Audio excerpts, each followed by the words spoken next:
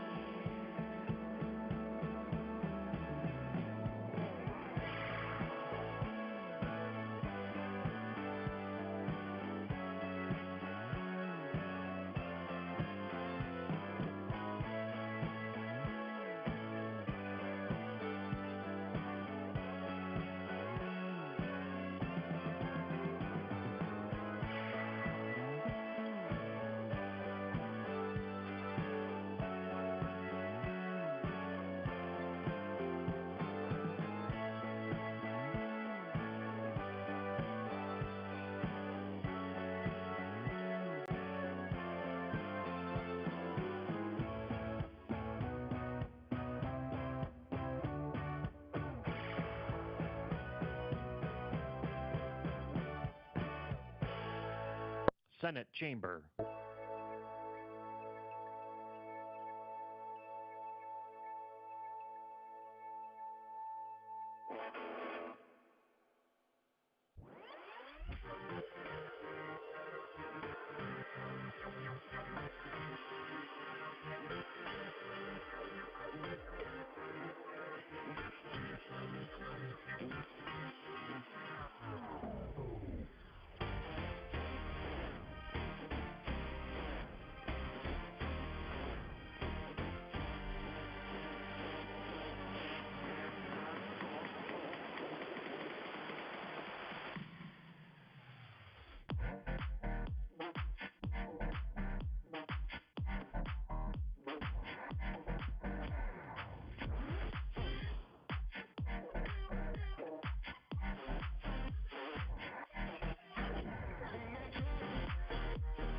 This is the Senate of Virginia, Richmond, Virginia.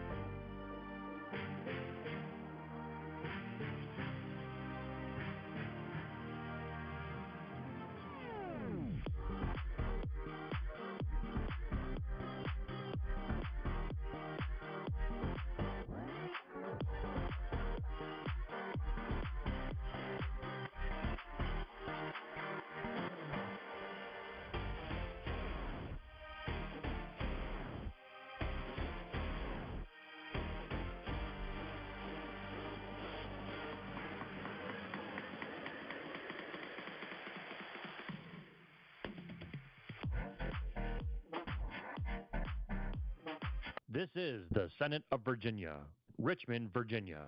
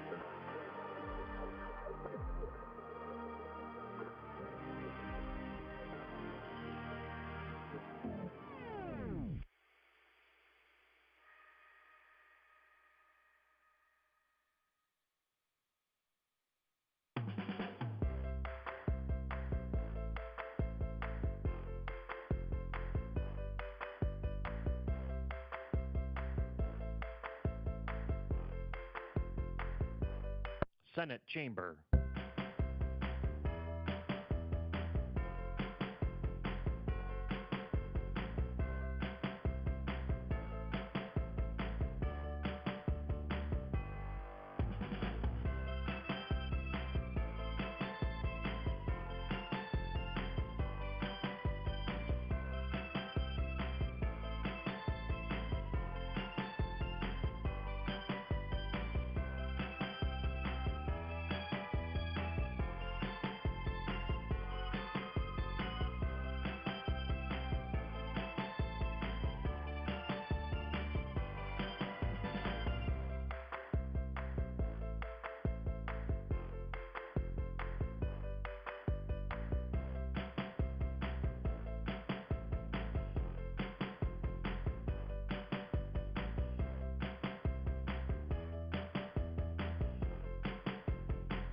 Did you know that you can watch the Senate live on YouTube? Visit the channel by browsing to youtube.com/@Senate of Virginia. That's youtube.com/@Senate of Virginia.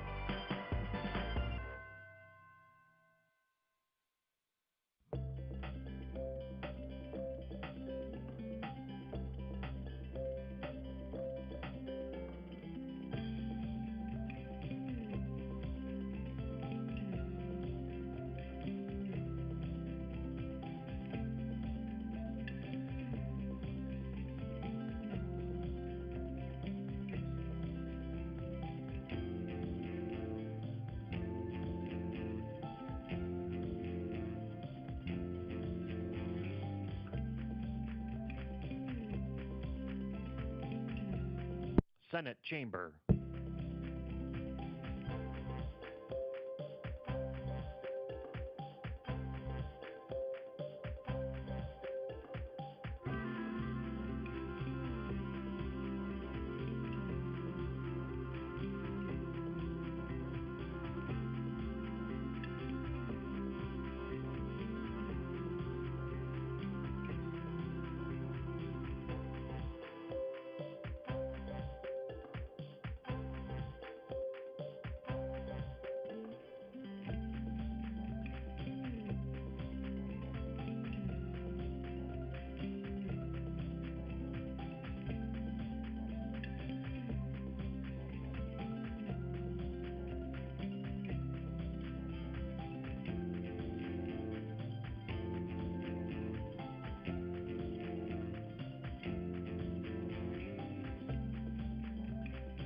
This is the Senate of Virginia, Richmond, Virginia.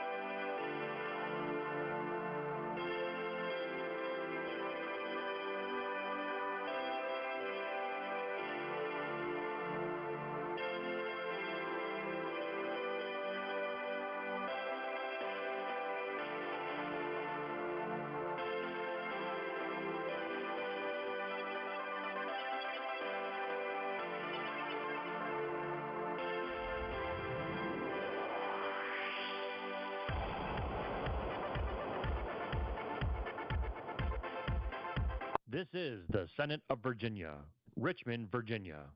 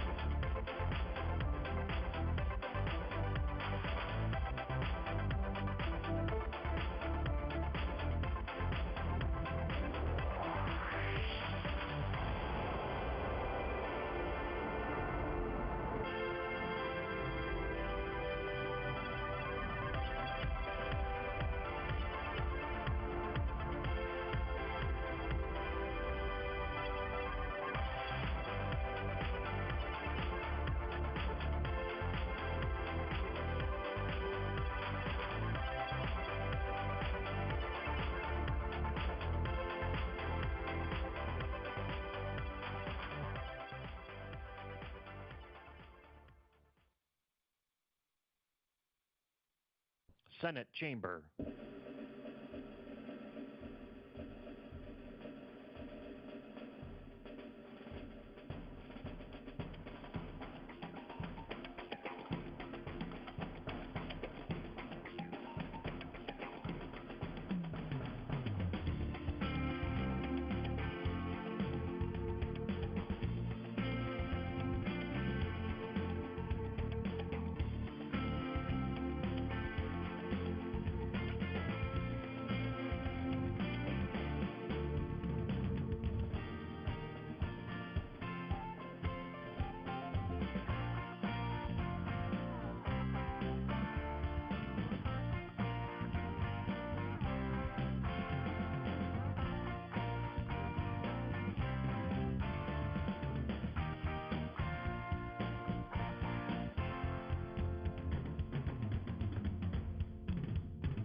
Did you know that you can watch the Senate live on YouTube?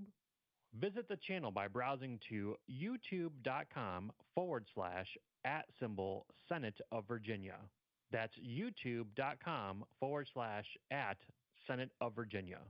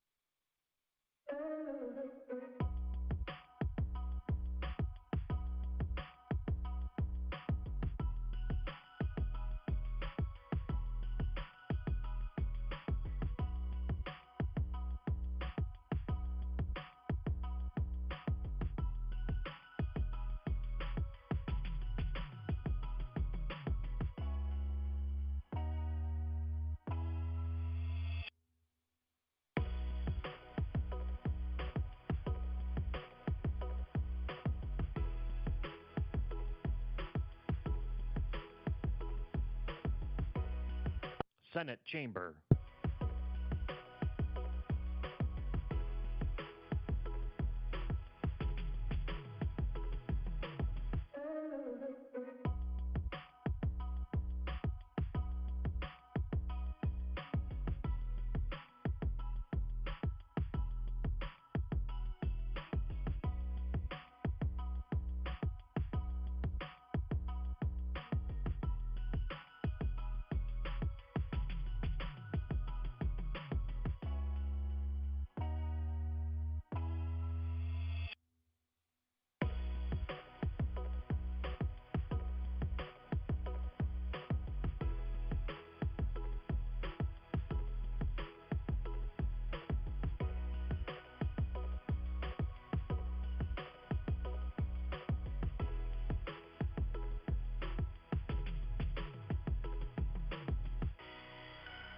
This is the Senate of Virginia, Richmond, Virginia.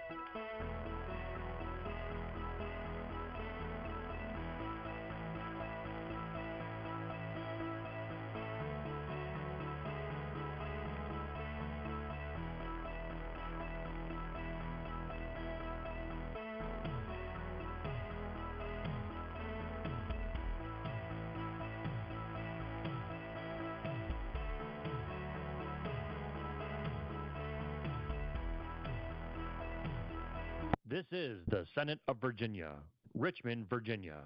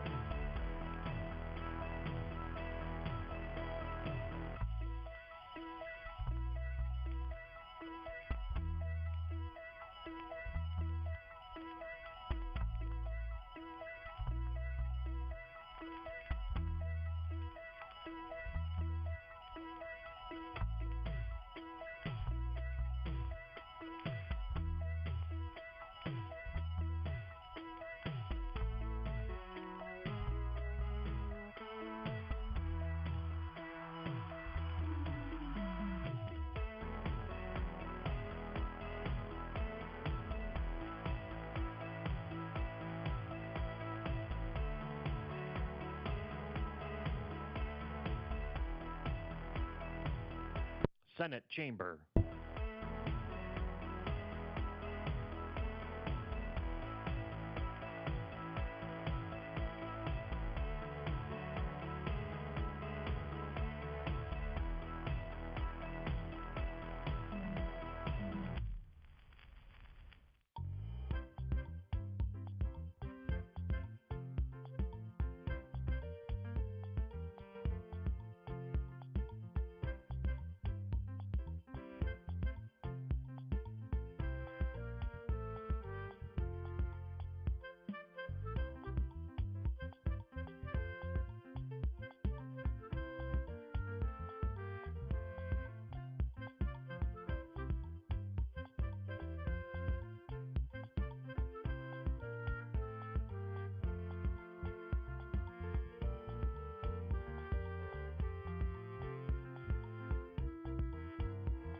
Did you know that you can watch the Senate live on YouTube?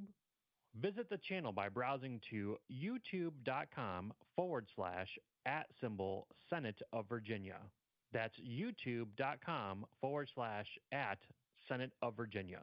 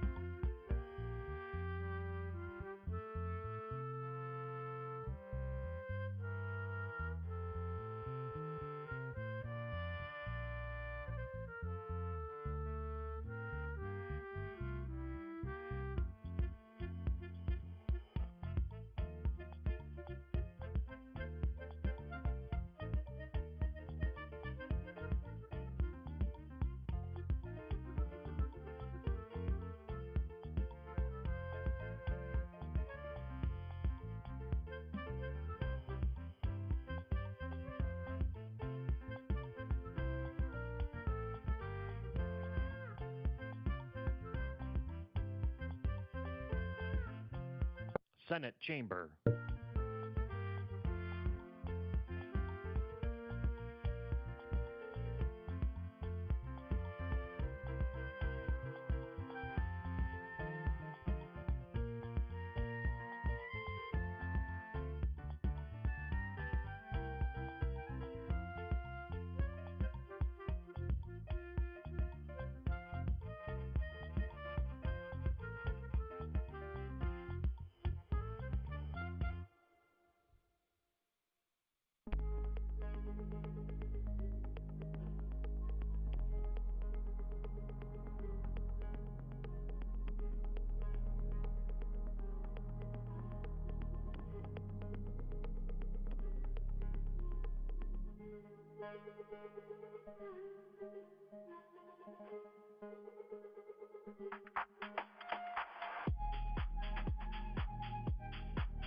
This is the Senate of Virginia, Richmond, Virginia.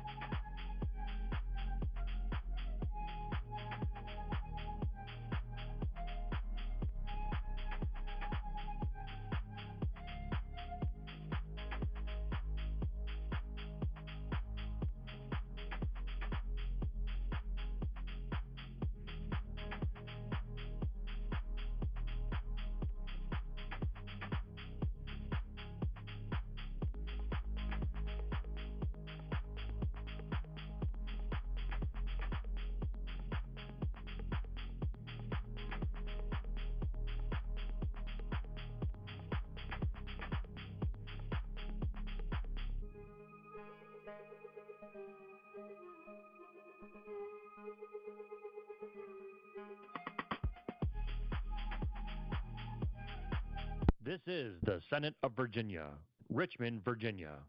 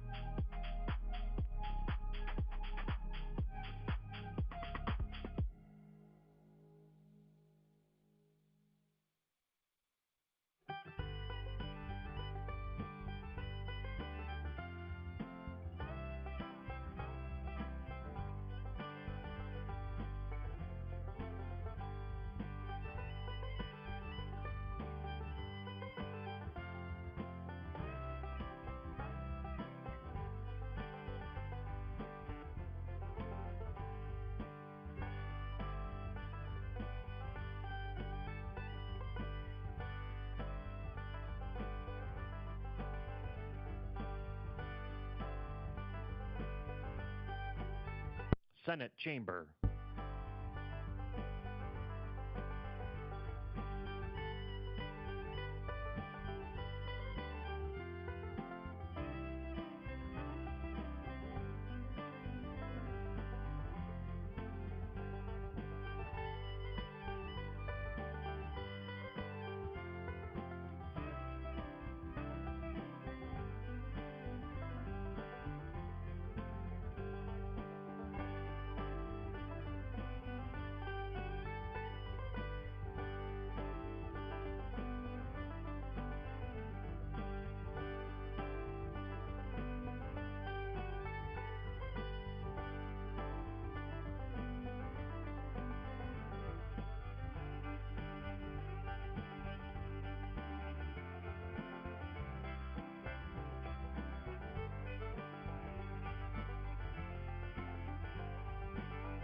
Did you know that you can watch the Senate live on YouTube?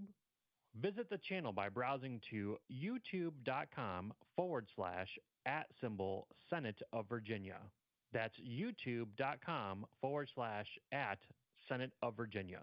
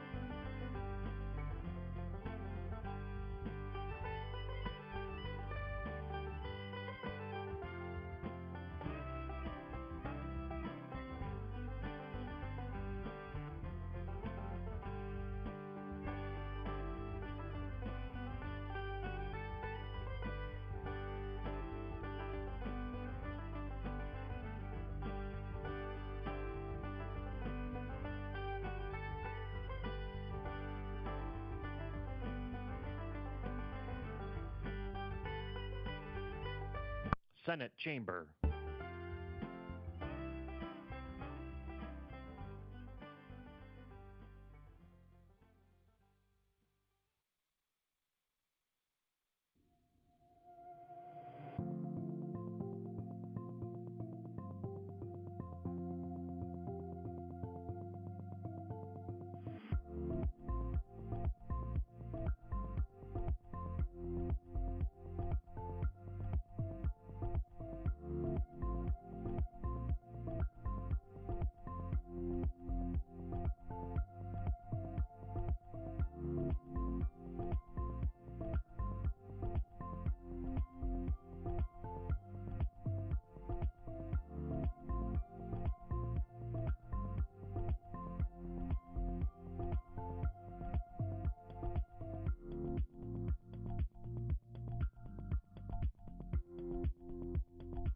This is the Senate of Virginia, Richmond, Virginia.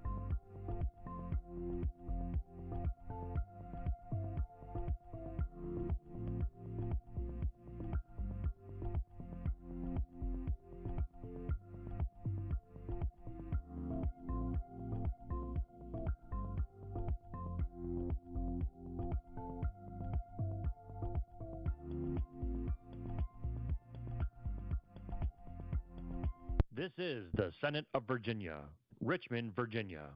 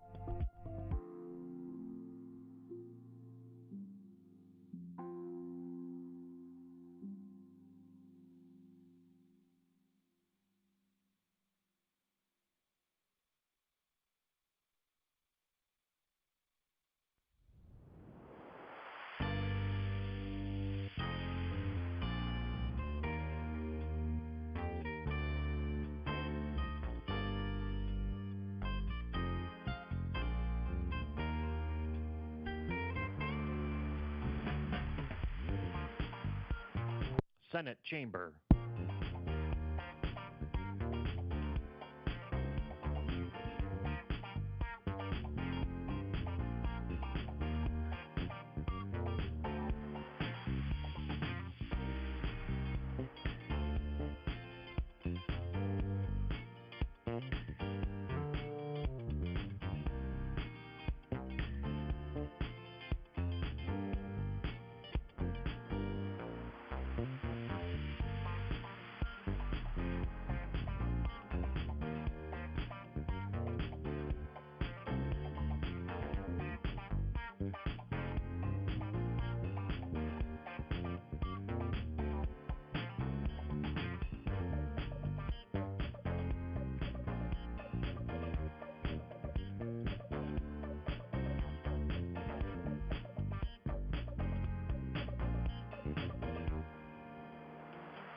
Did you know that you can watch the Senate live on YouTube?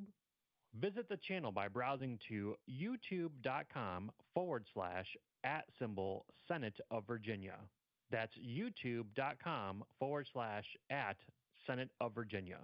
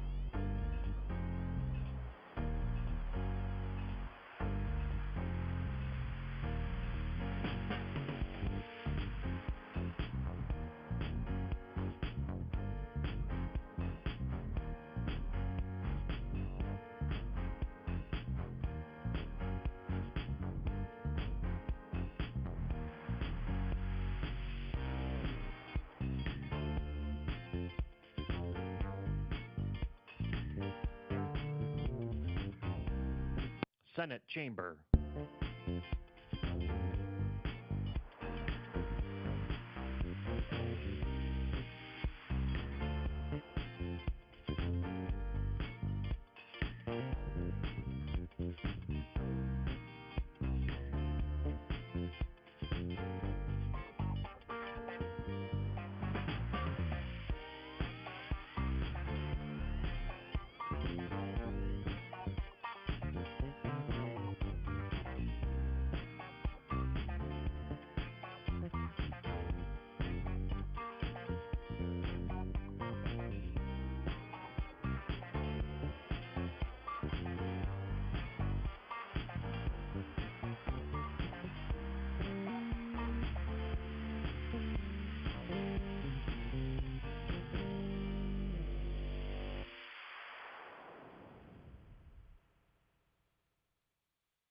This is the Senate of Virginia, Richmond, Virginia.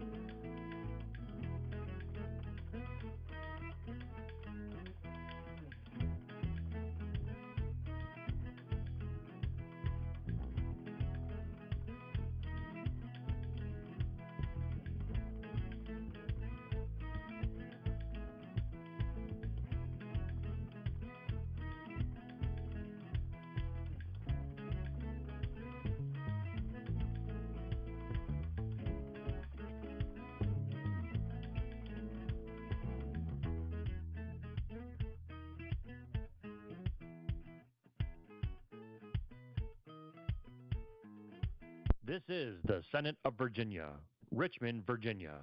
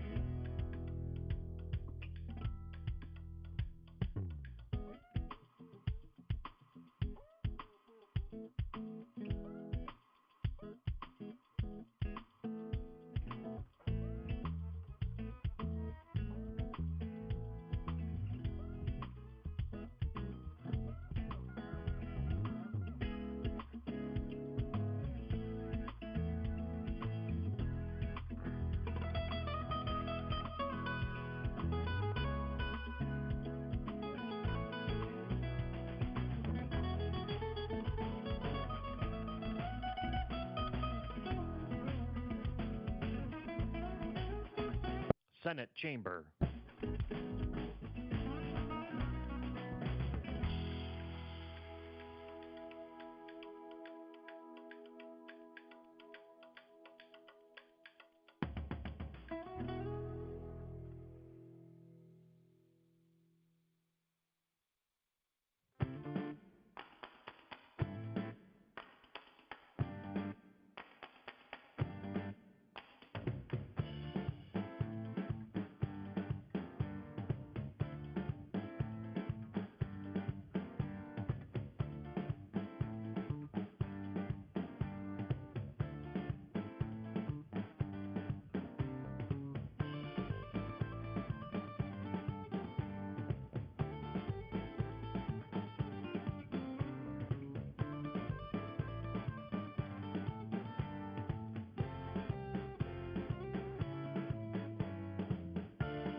you know that you can watch the Senate live on YouTube?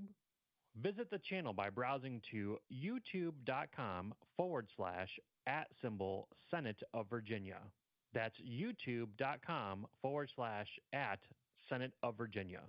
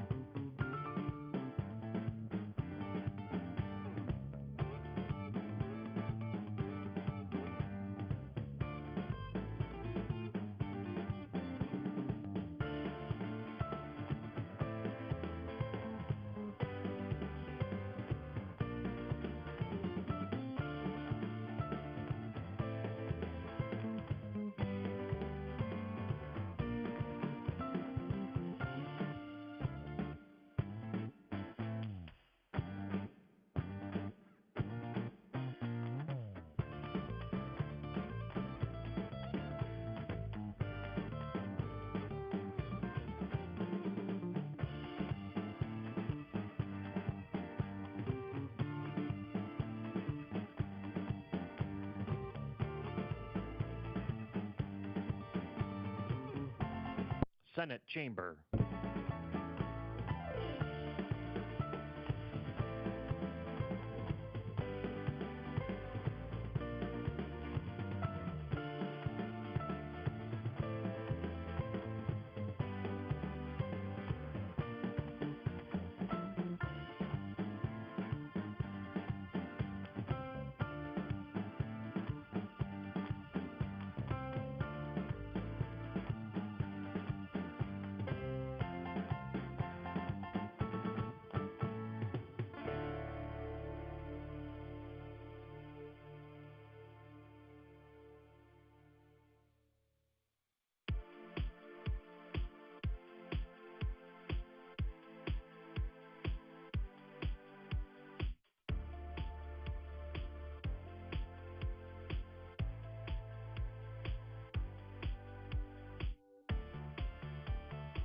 This is the Senate of Virginia, Richmond, Virginia.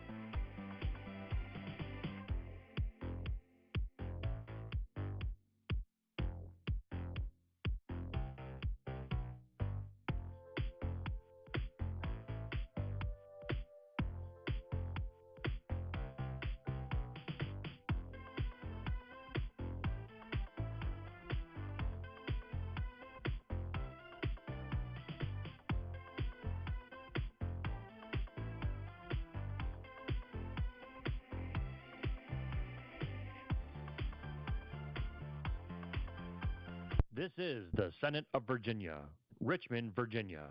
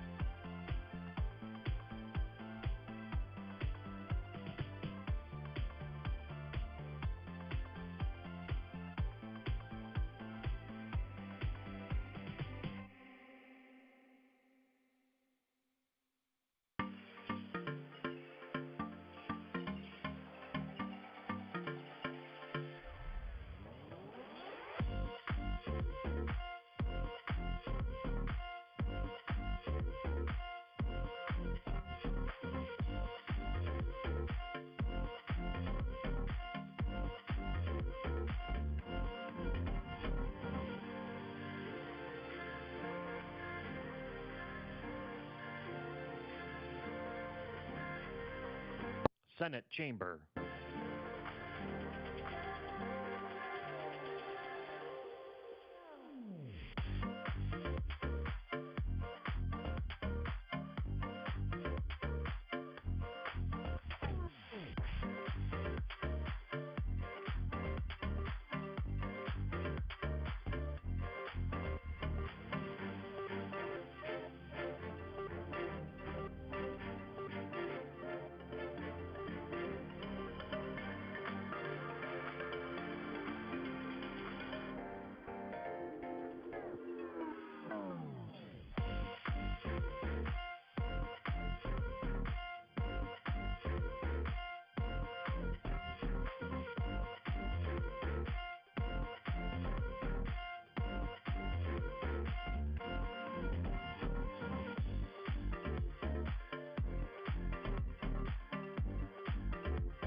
Did you know that you can watch the Senate live on YouTube? Visit the channel by browsing to youtube.com/@Senate of Virginia. That's youtube.com/@Senate of Virginia.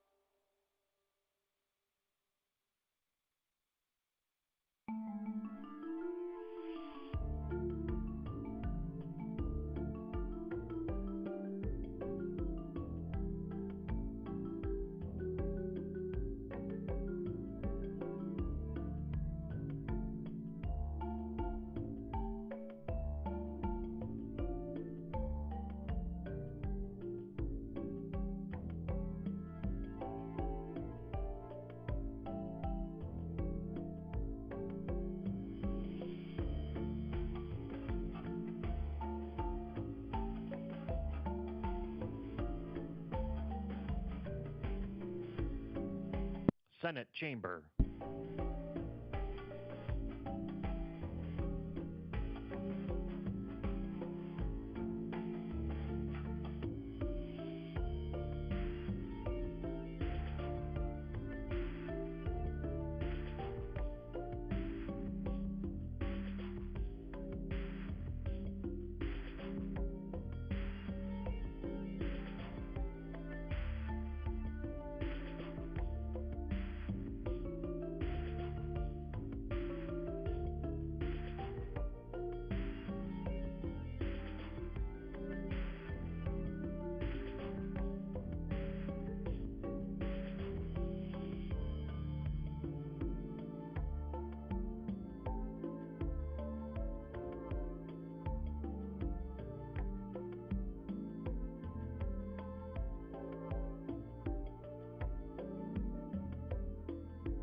This is the Senate of Virginia, Richmond, Virginia.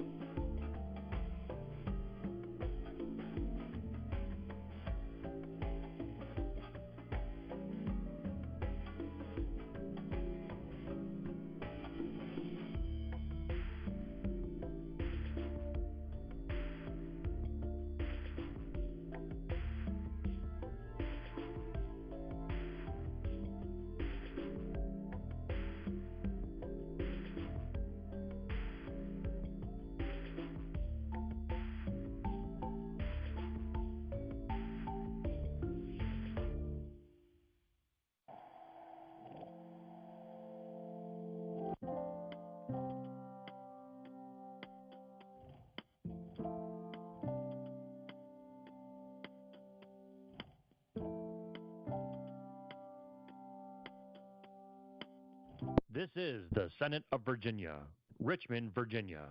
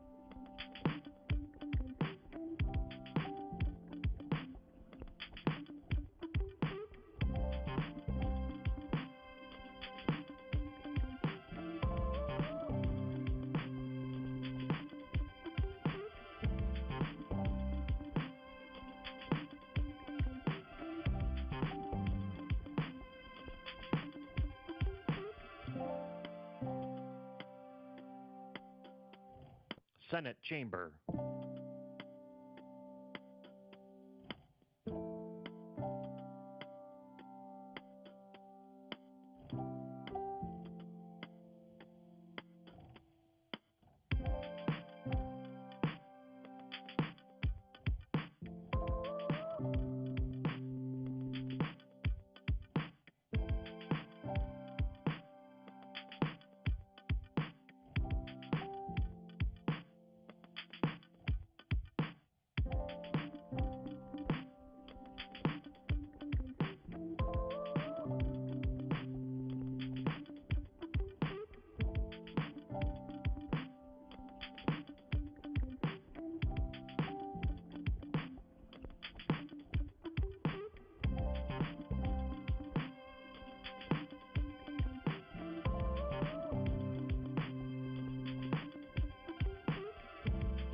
Did you know that you can watch the Senate live on YouTube?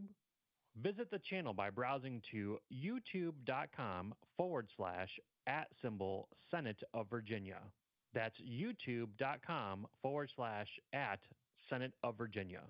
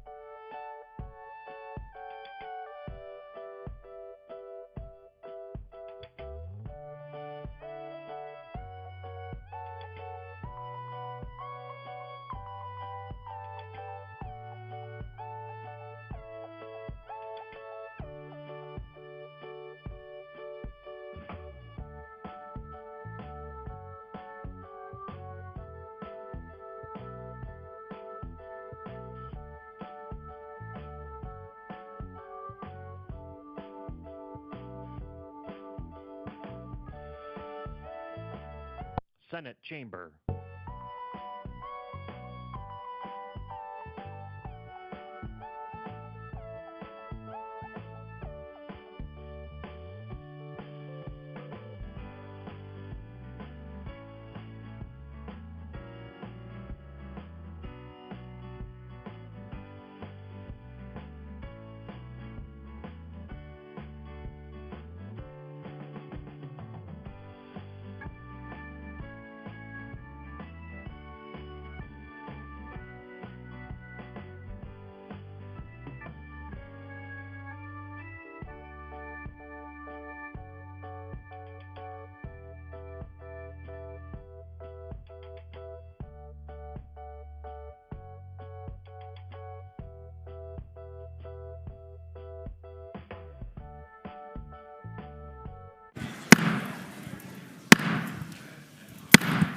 The Senate will come to order.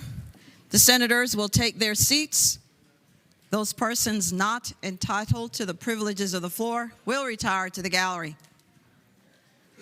Good morning, senators. Good morning, guests. The senators and those in attendance, if you are able, please rise. We will be led in prayer this morning by Pastor Jenny McIntosh of New Life Church in Farmville. Following the prayer, if everyone will please remain standing, and we will be then led in the Pledge of Allegiance to the flag of the United States of America by our Senate page, Justin Miles of Richmond. Dear God, we come before you in great need. We need your wisdom. We need your holiness. We need your heart. And God, we need ears to hear what you want to do today and in this great nation and in the Commonwealth of Virginia.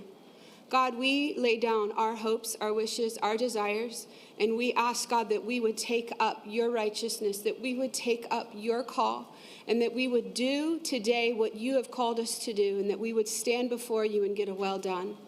We ask that you'd forgive us as a nation from straying so far from you, and we ask that you would bring us back to you and to holiness. And God, that we would be a nation under you, and that you would be glorified once again. Begin in us today. Be with every senator. God, touch them and strengthen them and give them your wisdom and insight. And we pray you unify us for your glory in Jesus' name. Amen. Amen. I pledge allegiance to the flag of the United States of America and to the republic for which it stands, one nation, under God, indivisible, with liberty and justice for all.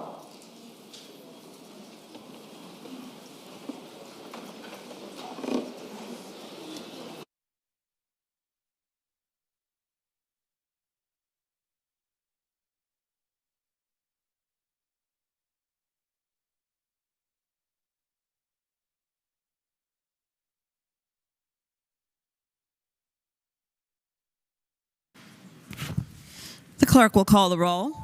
All those present, please vote aye.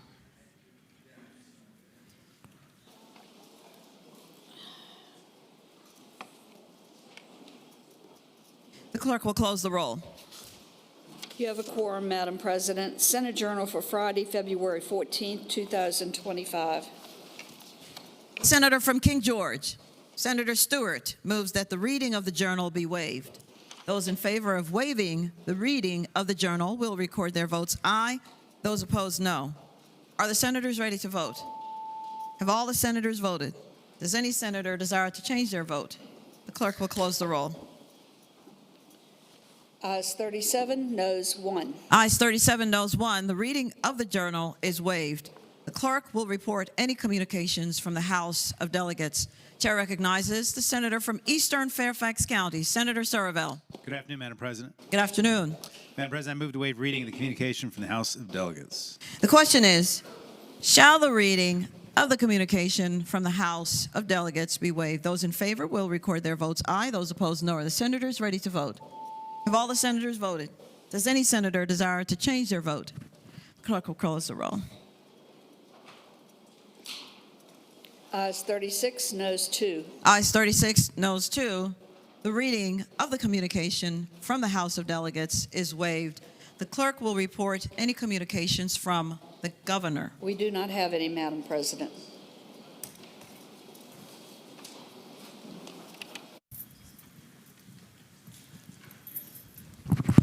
Chair recognizes again the senator from Eastern Fairfax County, Senator Surville. Thank you, Madam President. I move that we suspend the rules and grant the privileges of the floor to certain distinguished persons. The question is, shall the rules be suspended and the privileges of the floor granted to distinguished persons? All in favor of that motion will record their votes aye. Those opposed, no. Are the senators ready to vote? Have all the senators voted? Does any senator desire to change their vote? The clerk will close the roll. Ayes 38, noes 0. Ayes 38, no 0. The rules are suspended and the privileges of the floor are granted.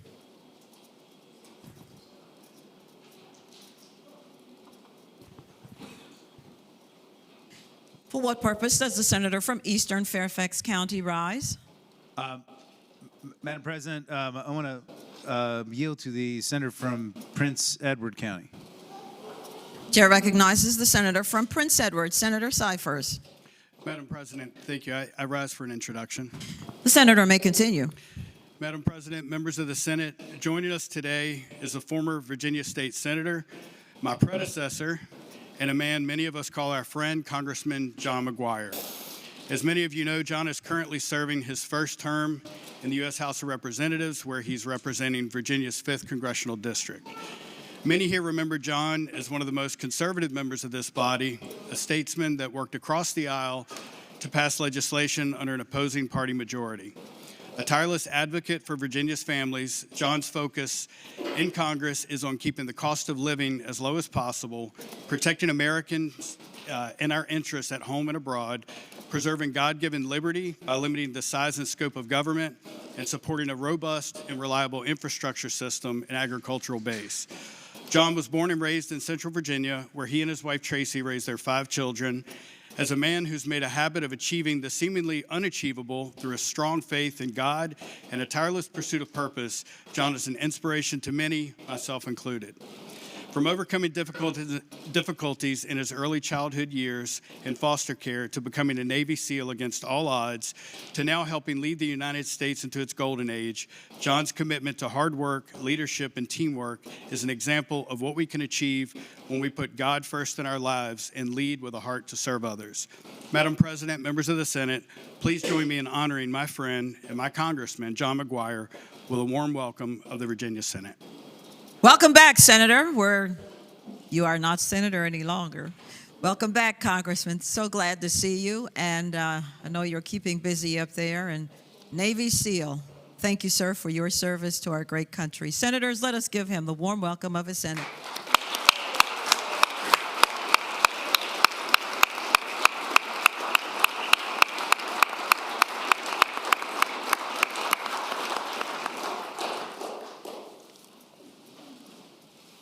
Again, Senator Surville.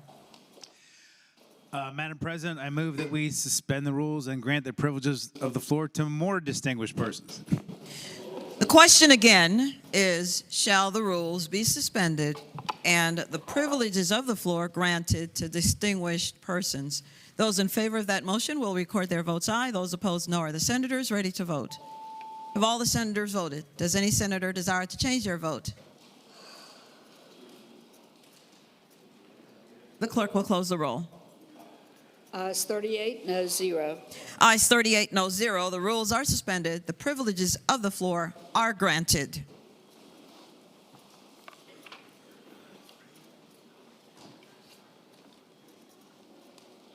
Chair recognizes now the senator from Charlottesville, Senator Deeds, for the purposes of presenting our distinguished guest. Thank you, Madam President, and ladies and gentlemen of the Senate. I'm pleased, I'm honored to introduce Arthur Ellsworth Dick Howard as the Distinguished Virginian for the year 2025. We have some other guests with us as well. John B. Adams Jr., the president of the chairman of Outstanding Virginians Committee, and Charles H. Sailhamer Jr., who's the vice chair of the Outstanding Virginia Committee. In the Senate gallery, we have even more guests. Mary Howard, Mary Lou Sailhamer, James E. Rich, Leslie Ariel. Please rise. John Hardesty, Ian Solomon, John Graves, and William Fletcher. Madam President, ladies and gentlemen of the House, A.E. Dick Howard is a legend. He's a legend. He taught at UVA longer than anybody. UVA, University of Virginia, that was founded by Thomas Jefferson. He taught there longer than anybody has ever taught at the University of Virginia. A.E. Dick Howard is the author of the foundation of our law, the 1971 Constitution. So it's an incredible honor and privilege to introduce him today as the Outstanding Virginian. Professor Howard's a son of Virginia, a native of the city of Richmond, a graduate of the University of Richmond and the University of Virginia Law School. He led the commission that wrote our current state constitution and has consulted with many emerging democracies around the country, around the world on their constitutions. He needs no introduction in legal circles, and he's a renowned expert in constitutional law and the Supreme Court of the United States. He taught at the University of Virginia School of Law for 60 years before his retirement last year. You may recall we did a resolution last year when he retired. There are countless stories of students he has mentored, including at least two who went on to sit on the U.S. Court of Appeals for the Fourth Circuit. The impact he's had in Virginia and throughout the United States and internationally is simply immeasurable. His accolades are too long to list. A.E. Dick Howard is indeed an outstanding Virginian. The resolution is SJR 245. I ask the clerk to read that resolution. Senate Resolution 245, commending Arthur Ellsworth Dick Howard. Whereas Arthur Ellsworth Dick Howard, the Warner Booker Distinguished Professor of International Law Emeritus at the University of Virginia and a preeminent scholar on constitutional law and comparative constitutionalism, who served the Commonwealth as a champion for the revised 1971 Constitution of Virginia, received the prestigious Outstanding Virginian Award in 2025. And whereas the Outstanding Virginian Award is presented by the Outstanding Virginian Committee in partnership with the University of Virginia Frank Baden School of Leadership and Public Policy to recognize leaders like Arthur Ellsworth A.E. Dick Howard, whose civic-minded accomplishments serve as an inspiration to all residents of the Commonwealth. And whereas Arthur Ellsworth A.E. Dick Howard grew up in the Ginter Park neighborhood of Richmond and served the nation as a member of the United States Army after graduating from the University of Richmond, he continued his education at the University of Virginia School of Law and Oxford University, where he studied philosophy, politics, and economics with some of the great minds in academia as a Rhodes Scholar. And whereas after graduating from law school, A.E. Dick Howard clerked for Justice Hugo L. Black at the Supreme Court of the United States and contributed to several notable opinions, including Gideon versus Wainwright, which required states to provide legal representation to defendants who could not afford their own, and Griffin versus School Board of Prince Edward County, which effectively ended the massive resistance to desegregation in the Commonwealth. And whereas A.E. Dick Howard subsequently joined the faculty of the University of Virginia School of Law in 1964, teaching constitutional law, legal philosophy, and evidence, he earned the admiration of his students for his creative teaching style, clear communication, and generosity. And whereas in 1968, A.E. Dick Howard was selected by members of the Virginia Commission on Constitutional Revision to serve as executive director of the program and lead efforts to revise and replace the 1902 Constitution of Virginia. He was the chief author of recommended changes, wrote commentary in support of revisions, interpreted the new Constitution to members of the General Assembly, and spearheaded the subsequent referendum campaign. And whereas, thanks to A.E. Dick Howard's hard work and dedication, Virginia voters approved the 1971 Constitution of Virginia by 72% at a time when 6 other states failed to pass new constitutions. The streamlined document was less than half the length of the previous Constitution, removing remnants of the Jim Crow era in favor of anti-discrimination provisions and protections for public education, the environment, and the elderly. And whereas the success of the Virginia Commission on the Constitution revision garnered A.E. Dick Howard national and international acclaim, he was consulted by constitutional drafters in other states and abroad, including in Brazil, Hong Kong, the Philippines, Hungary, the former Czechoslovakia, Poland, Romania, Albania, Malawi, South Africa, and the former Swaziland. And whereas over the years, A.E. Dick Howard also briefed and argued cases before state and federal courts, including the Supreme Court of the United States, and served as counsel to the Virginia General Assembly and the Governor of Virginia, as chair of Virginia's Commission on the Bicentennial of the United States Constitution, and as a consultant to other states and federal bodies, including the United States Senate Judiciary Committee.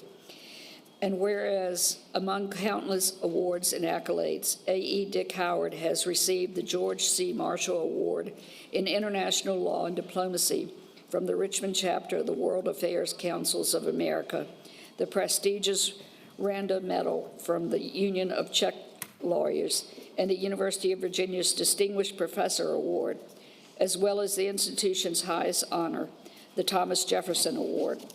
And whereas at the time of his retirement from the University of Virginia in 2024, A.E. Dick Howard was the longest-serving professor in the history of the institution and one of the most respected educators in the nation.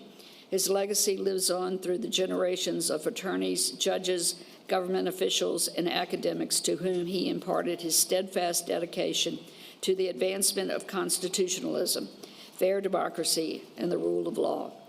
Now, therefore, be it resolved by the Senate of Virginia that Arthur Ellsworth Dick Howard, winner of the 2025 Outstanding Virginian Award, hereby be commended for his distinguished contributions to the Commonwealth, the United States, and democracies around the world. And be it resolved further that the Clerk of the Senate prepare a copy of this resolution for presentation to Arthur Ellsworth Dick Howard as an expression of the Senate of Virginia's admiration for his lifetime of achievements as a legal scholar. Please join me in the well of the Senate.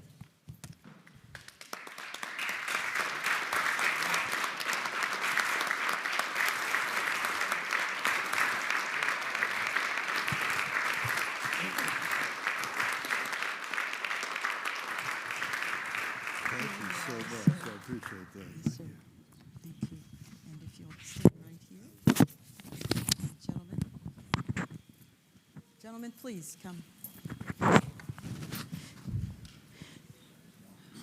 It is good to have one's friends be present when one is receiving such an honor. And you have many friends present here, and those who are not here because, well, they did not live to see the day when, in fact, as I'm reading I stopped writing after a while. It was because you've accomplished so much. You're a preeminent scholar. you fully wanted to ensure that we had our 1971 revision to the Constitution of our great Commonwealth. You're an Army veteran. You gave and wrote opinions to the United States Supreme Court such that we now have the ending of massive resistance. What an amazing feat. And then legal representation for those who cannot afford it. I mean, that sets our country apart, does it not?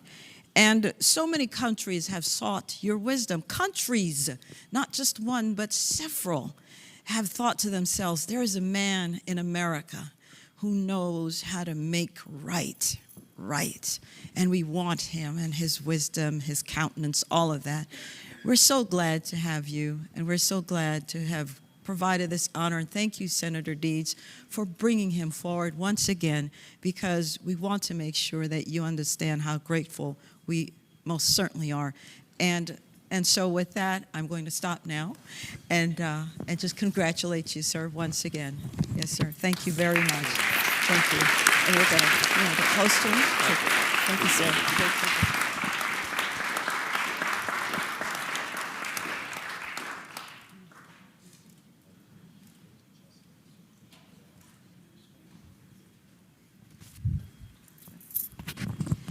And the Senate will now stand at ease so that they may congratulate you themselves. Wait, sir, stay right here. They're coming. Thank you.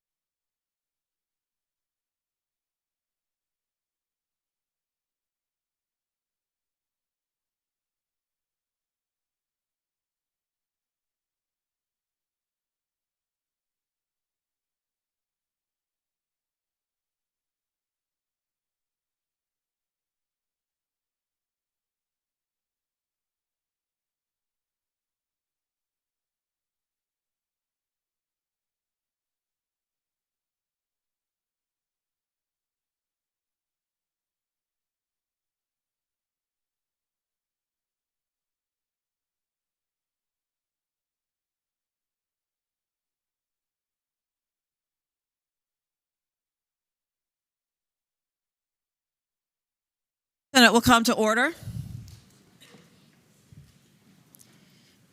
We have arrived at the time in our morning hour when we will discover who all of you beautiful people are in our gallery. And the procedure is that your senator will rise and tell us who you are. And if you will rise at that time when you hear either your name or your organization called, please do so, but hold your applause until I have officially welcomed you. And so with that, I do call on the senator from Prince William, Senator Cyphers. Madam President, I rise for an introduction. The senator has the floor. Madam President, members of the Senate, joining us today and blessing us with that wonderful morning prayer is Pastor Jenny McIntosh of New Life Church. Pastor Jenny is a national speaker, a licensed pastor, a devoted wife, a loving mother of four, a proud grandmother, and most importantly, a faithful daughter of Christ. She lives in my hometown of Farmville, Virginia, and serves alongside her husband, Bill, at New Life Church, where she leads a thriving women's ministry and a large college ministry at Longwood University and Hampton City College. In fact, my daughter met her husband at one of Pastor Jenny's meetings. In addition to serving her local community, Pastor Jenny faithfully serves her brothers and sisters in Christ no matter where they live, helping to start more than 100 new churches worldwide.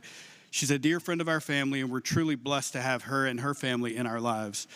The impact that Pastor Jenny has had on our local community, young adults that come to Farmville for their education, and those in underserved countries around the globe is truly a testimony to the fruits that Christ produces through the hearts, minds, and hands of those that obediently follow his lead. And joining Pastor Jenny today are some other distinguished guests. First, we have Jenny's daughter, Alexis McIntosh. Alexis is a college student studying to serve in ministry. Her love for Christ has led her to be a speaker, and she enjoys sharing the gospel with teens and young adults. She is also a worship leader and a talented vocalist and songwriter.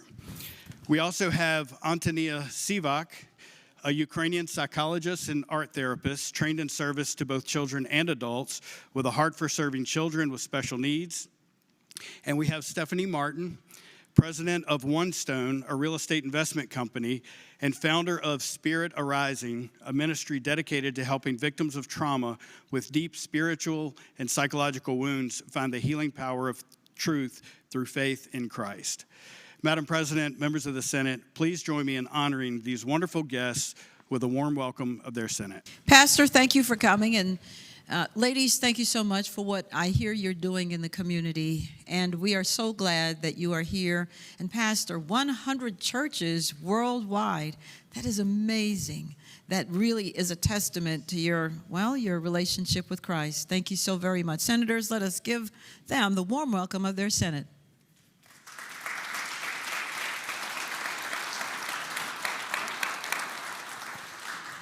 The senior senator from Prince William, Senator McPike. Thank you, Madam President. Rise for the purpose of an introduction. The senator may continue. Thank you, Madam President. Today in the gallery, I'd like to welcome the Gender and Sexualities Alliance from Potomac Senior High School in my district, and sponsored by Mrs. Bodie and Mrs. Taylor. And the Alliance is dedicated to educating students and staff, parents in the community, and members to create a safer, more accepting school environment for LGBTQIA+ students. It is their goal to help stop discrimination and harassment, and they are here today to observe the legislative process and witness advocacy in action at the state government level. And please give them the warm welcome of the Senate. If you are here, please rise. Oh, you are risen. I didn't see you all the way back there. Welcome to your Senate, and thank you for advocating for issues that are important to you. Senators, let us give them the warm welcome of their Senate.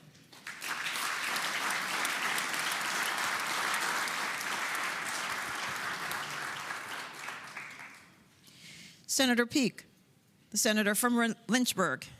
Thank you, Madam President. I rise for the purposes of an introduction. The senator has the floor. Thank you, Madam President.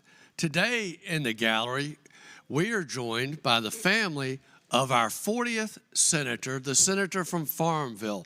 His wife, Anastasia, and 20-month-old son, Andrew, are here. There they are. Although Anastasia has lived in Virginia for the last several years, she is an accomplished political and cultural leader in Ukraine. She is ranked one of the 100 most influential people in that country in 2020. She holds a PhD in public administration and education and a master's degree in business administration and bachelor's degree in international relations. She served as deputy mayor and later acting mayor of the city of Irpin, where her teams worked to improve the lives and living conditions of its 70,000 citizens, earned the nickname as the Miracle of Ukraine.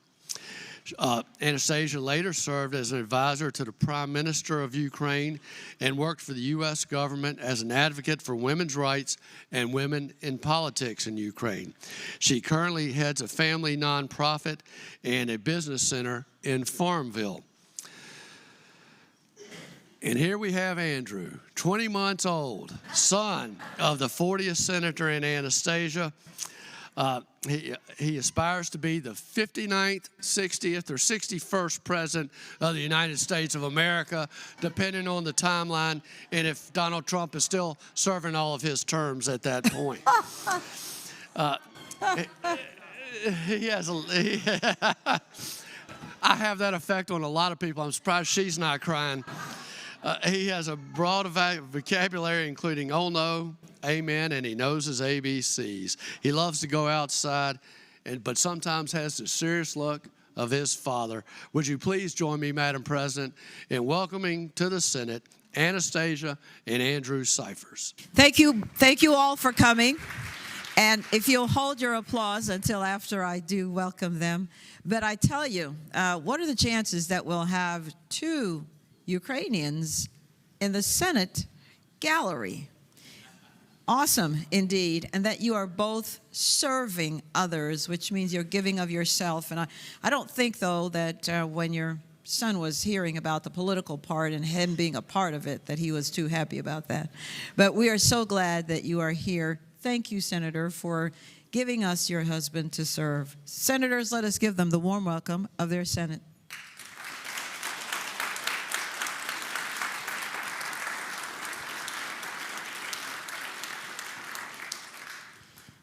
Senator Carol Foy, the senator from Eastern Prince William. Thank you, Madam President. Madam President, I rise for an introduction. The senator has the floor. Thank you, Madam President. I am proud to introduce the Xi Alpha Lambda chapter of Alpha Phi Alpha fraternity. These members include chapter president, Brother Robert Blackwell, as well as Jermaine Williams, Dr. Sidney Evans, Daryl Sharp, Maurice Hines, John Ledbetter, Michael Gibson, Kevin Glover, Hubert Anderson, and Freddie James. Alpha Phi Alpha is one of the oldest intercollegiate historically African-American fraternities in the country, and the Xi Alpha Lambda chapter has served the Prince William County community for more than 40 years. Its members, known as Alphas, have made their community a better place with their steadfast commitment to service, education, and philanthropy. To highlight just some of their accomplishments, the Alphas have provided more than $500,000 through the Ira Dorsey Scholarship Endowment Fund to deserving students. The Alphas run mentorship programs for young men at the Potomac Middle School and Ripon Middle School in Prince William County. Finally, the Alphas dedicate time and resources to nonprofits such as Adopt a Highway, the American Cancer Society, the March of Dimes, and the Share Ministry.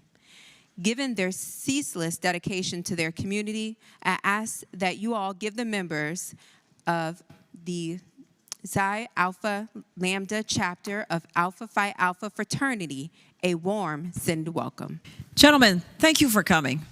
I was just looking up a quote that has been with me for a little while now, and it's from Frederick Douglass, and what he said was, "It is easier to build strong children than to repair broken men." And indeed, that is what you are trying to do to ensure that our future is not broken. We have, as we say, experience, and it's better to live on the experiences of others than to create our own when we know what the consequences could be. So thank you for reaching back into the community to show others the way. Thank you so very much. Senators, let us give them the warm welcome of their Senate.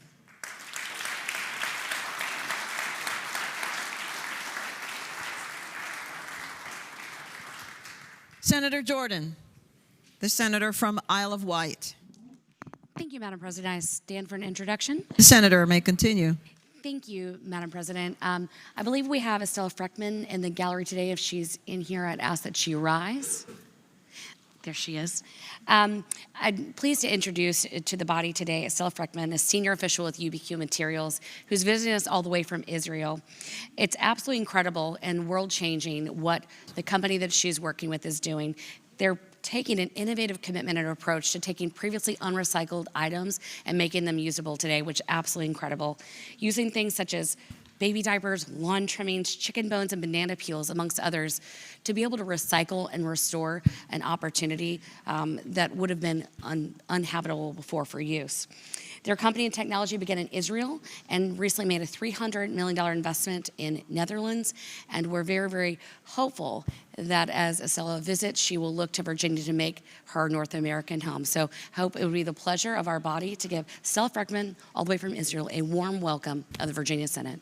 Thank you for coming. And I'm just going to hinge on that one part where you all made a $300 million investment in the Netherlands.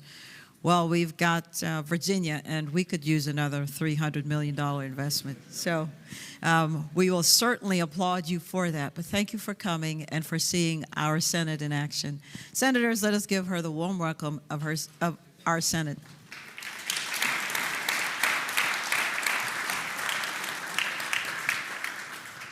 The junior senator from Loudoun, Senator Srinivasan. Thank you. Thank you, Madam President. I rise for a purpose of an introduction. The senator has the floor. Thank you, Madam President. Today in the gallery, we are joined by Voices for Virginia's Children. They may not be here. There they are, Senator. Oh, there you go. They are here celebrating their 30th anniversary of serving as dedicated champions and advocates for the children of our Commonwealth. For three decades now, they have consistently worked to ensure that the voices of our young people are heard, driving positive change across a wide range of issues, from early childhood education to mental well-being. Through their tireless efforts, even today, delivering a healthy brown paper lunch in honor of Healthy School Meals for All Advocacy Day, they have mobilized communities and influenced policy for the betterment of our youth. As we recognize their 30 years of service, we honor not only their invaluable contributions to date, but also the promising future they're helping to build for Virginia's children. To that end, I've introduced Senate Joint Resolution 388 to officially commend Voices for Virginia's Children for their continued dedication and outstanding work. I hope you all will join me in celebrating this milestone, the impact they have made and continue to make, by extending them a warm welcome of the Senate. Good afternoon to you, and thank you for coming. You know, when I was a little girl growing up, there was a very popular saying, and it was, children are seen and not heard. And of course, because folks like you are there, indeed, children must be heard, because we do have something to say, especially when bad things happen to us, and so we're grateful. And for so long, that was not the case. Indeed, children used to work starting at the age of 6, 7, 8. We've seen them, and times they are changing. Thank you for what you do. Senators, let us give them the warm welcome of their Senate.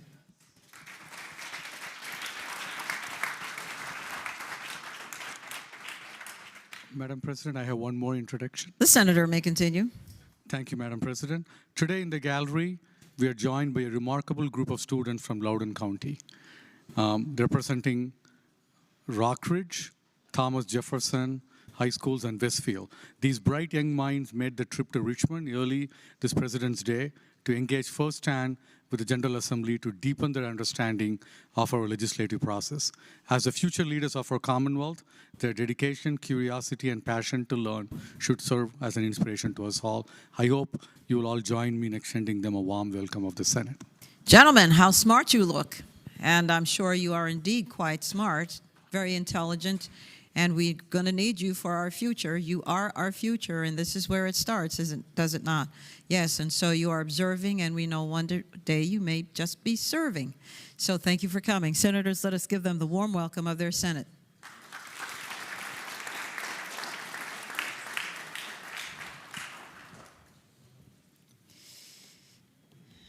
Senator DeSteff, the senior senator from Virginia Beach. Thank you, Madam President. I rise for an introduction. The senator has the floor. Madam President, on behalf of myself, Senator Lucas, Senator Craig, and Senator Jordan, I'd like to do an introduction of two people. Seated in the gallery today are two men whose contributions to our community and to our law enforcement are truly remarkable. Wallace Chadwick is the CEO and founding member of Law Enforcement United, a Chesapeake-based nonprofit. Over the last 15 years, Wallace has led Law Enforcement United to raising over $10 million for the concerns of police survivors, the Officer Down Memorial Page, and the Spirit of Blue Foundation. Notably, under his leadership, neither Wallace nor his board members take a salary, ensuring that every dollar raised goes directly to where it's needed.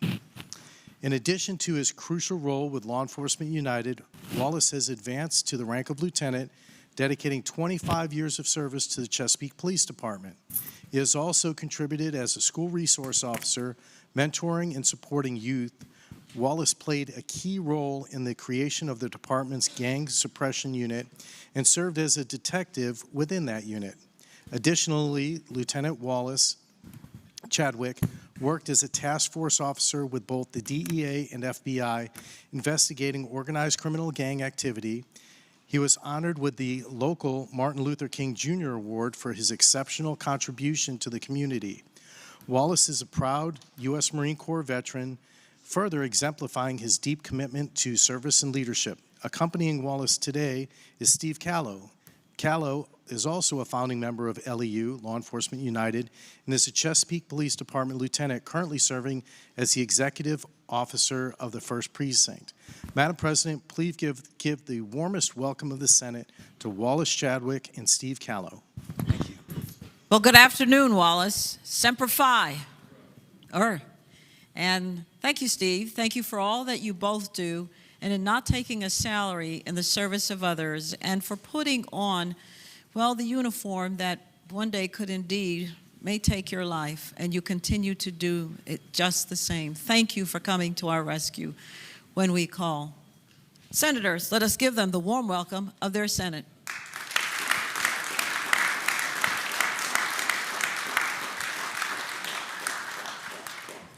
Senator Hashmi, the senator from Richmond City. Thank you, Madam President. I rise for two introductions. The senator has the floor. Thank you, Madam President. In the gallery today, we are joined by 3 members of Edu Futuro. This organization was founded in 1998 by a small group of immigrant parents and community leaders in partnership with Arlington Public Schools. Edu Futuro has now become one of the largest Latino-led nonprofit organizations in Northern Virginia, serving more than 4,000 students and parents each year. The work of Edu Futuro is focused on breaking the cycle of poverty through the power of education, and its bilingual staff delivers 2-generation programs that help youth to build a path to high school graduation, college enrollment, and career success, while also working with parents to navigate the U.S. school system and improve family communication and find better jobs through workforce development. Joining us in the gallery are the Executive Director, Jorge Fidero, and Deputy Director, Manuel Pineros, and Communications and Programs Director, Eduardo Lopez. I ask that we give them the warmest welcome of the Senate. Thank you, gentlemen, for coming. And the senator has said that what you are trying to do is to break the cycle of poverty through education. That could be said of so many of us here, that's why we are here, because we received a good education. And once you have it, it can never be taken from you. And we're so glad that you are doing that for others. Senators, let us give them the warm welcome of their Senate.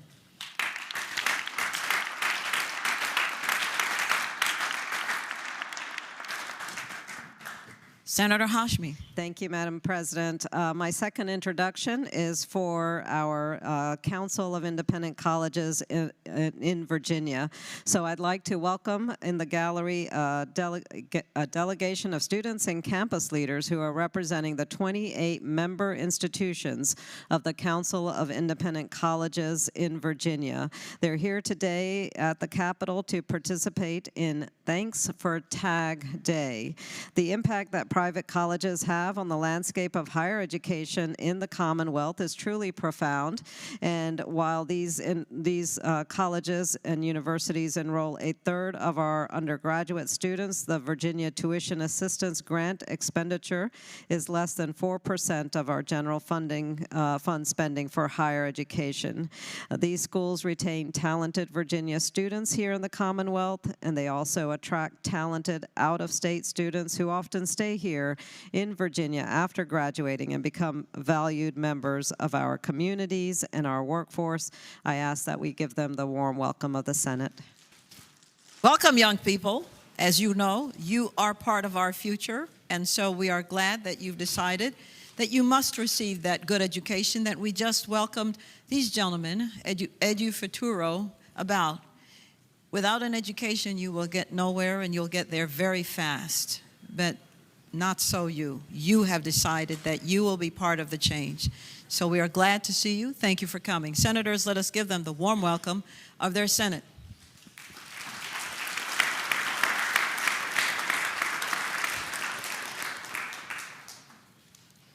Senator Durant, the senator from Stafford. Thank you, Madam President. I rise for an introduction. The senator has the floor.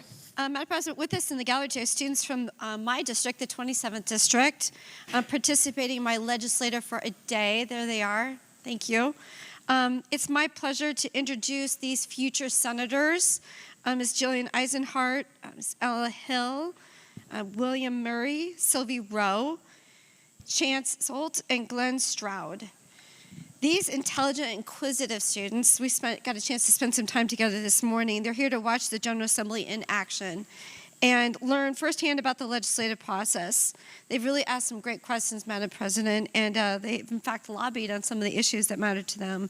So these amazing young men and women are our future, and I think the future indeed looks bright. I ask that we extend them a warm Senate welcome. Yes, thank you. Thank you all for coming. I love President's Day because it means you all are out of school and therefore you have opportunity to come and see us in action. We're so glad that you took the time to apply to become a part of your senator's program. How young you are and yet how determined you seem. We're glad to see you. Senators, let us give them the warm welcome of their Senate.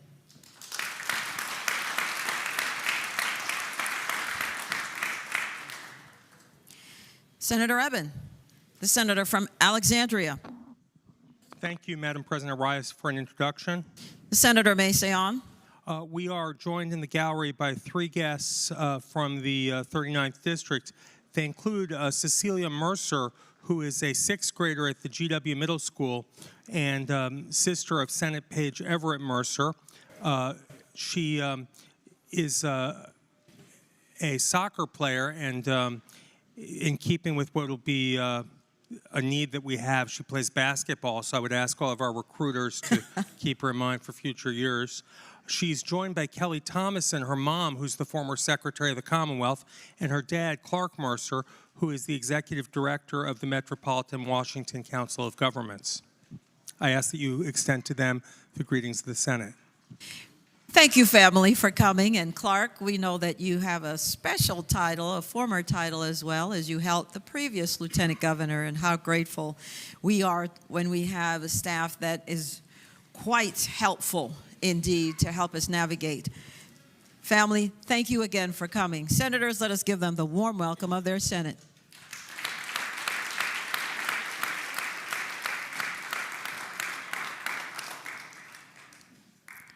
Senator Van Valkenburg, the senator from Eastern Enrico? Western Enrico. Thank you, Madam President. Madam President, rise for an introduction. The senator has the floor. Thank you, Madam President. Today with us up in the gallery is Girl Scout Troop 5103, if they can rise. Madam President, members of the body, I know that the Girl Scouts work because they've sat here for 90 minutes and they're still here, chilling. They got patience. But Scout 5103, they have 47 girls from kindergarten to 12th grade, a few of whom you can see here.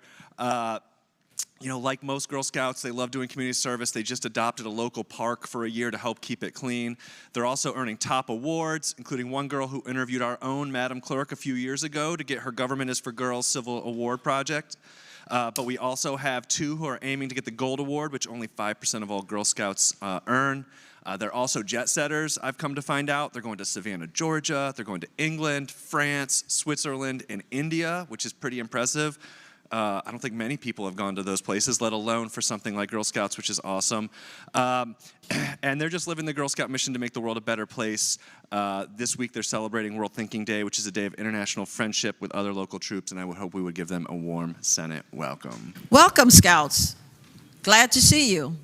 And the fact that you've chosen to keep a park clean, I hope it doesn't taint your idea of how we adults can be when we push trash all over and you wonder, why do we do these things? It's because, well, we have issues, as you know. So we're just so glad that you've decided to help keep the park clean for everyone. Senators, let us give them the warm welcome of their Senate.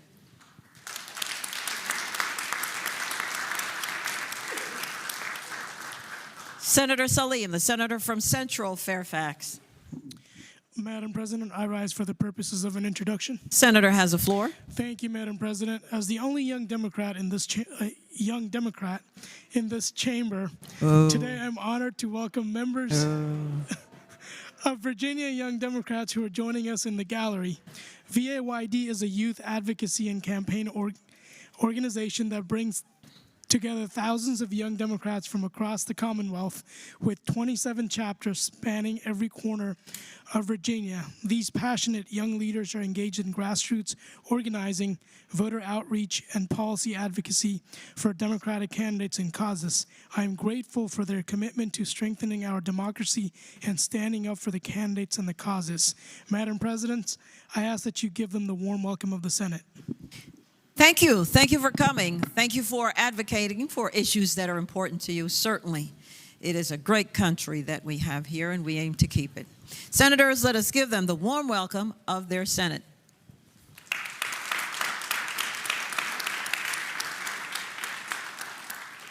Senator Locke, the senator from Hampton. Thank you, Madam President. I rise for 3 introductions. The senator has the floor. Madam President, it is my honor to introduce to you students from Hampton University, led by President and Lieutenant General retired from U.S. Army President Darrell K. Williams. They've gathered here for Lobby Day. As future leaders in America, these students recognize the importance of the many challenges facing the nation as they embark on their future careers on the world stage. These students still stand on the strong foundations and challenges that the newly freed slaves and Native Americans built at Hampton University beginning in 1868. They still embody the strength and continuing efforts of a collective body of excellent teachers and a committed and engaged Commonwealth of Virginia. Hampton University is still known today as a world-class research university that produces some of the nation's best and brightest students in science, technology, life-saving medical advances, and applied cancer research. Please extend the warm welcome of the Senate to President Williams, other leaders, and the students from Hampton University. General Williams, Mr. President, Mr. Vice President Thomas, students of Hampton University, we're so glad to see you. And as you know, it is your charge to continue the name and respect of this great university.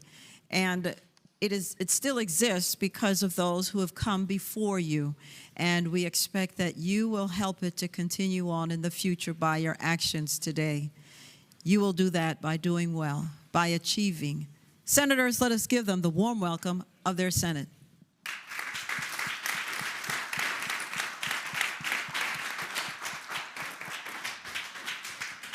Senator Locke.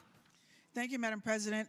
I would also ask that we extend a warm welcome to the Senate to the Hampton and Newport News chapters of the Links Incorporated, led by Presidents Polly Murphy and Andrea Donner, respectively.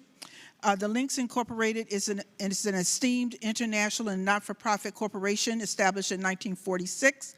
I am proud to be an alumna member of the Hampton chapter. As one of the nation's oldest and largest volunteer service organization, the Links are dedicated to enriching, sustaining, and ensuring the cultural and economic survival of African Americans and people of African ancestry.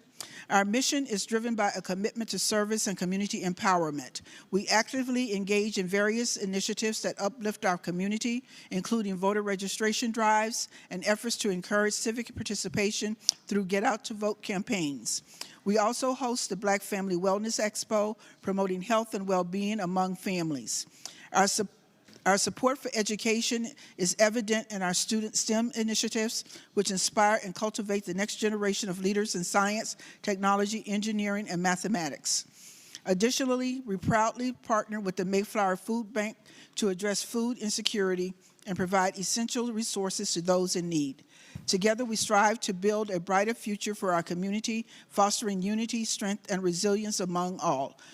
Please join me in extending a warm Senate welcome on behalf of my absent seatmate, who is also a link, in extending a warm welcome to the Hampton and Newport News chapters of the Links Incorporated. Links, we're so glad to see you. Truly we are. I tell you. I tell you that part of what the senator has said reminds me of what the Cheshire Cat and Alice said, which is, if you don't know where you're going, then any road will take you there. But you have helped to create those roads, and part of those roads is the cultural road. And in fact, a people without a culture are people who don't know themselves, but you are there to remind them of who they are and why they must achieve. And some of them I'm looking at over there. So we're so glad that you also have reached back to bring others forward. Thank you, ladies, for being there. Senators, let us give them the warm welcome of their Senate.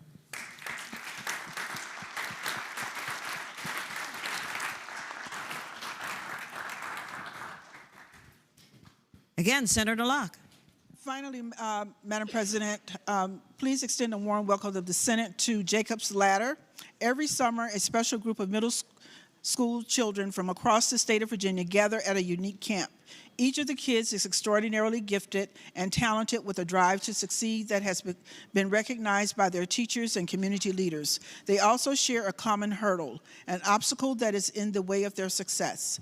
Whether it is geographical, financial, or otherwise, something is potentially standing in the way of these children to reach their full potential. This is where Jacob's Ladder steps in to create a foundation that has proven to be one of the most remarkable camps in the country, offering classes, teamwork, creative thinking, sportsmanship, punctuality, community service, and field trips. Approximately 55 middle schoolers from across the state gather for a residential camp experience in the summer. They receive continued support throughout the year as well. Jacob's Ladder staff stay in contact with 31 high school students as well to make sure that they are keeping up their grades and looking at resources for college or military careers. Today, we welcome some of the high school students along with their family members and Jacob's Ladder staff to the Senate chamber. Please extend to them a warm welcome of the Senate. Students, we are so glad to see you, and staff, we are so glad that you've brought them. And the senator has said that you all are extraordinarily gifted.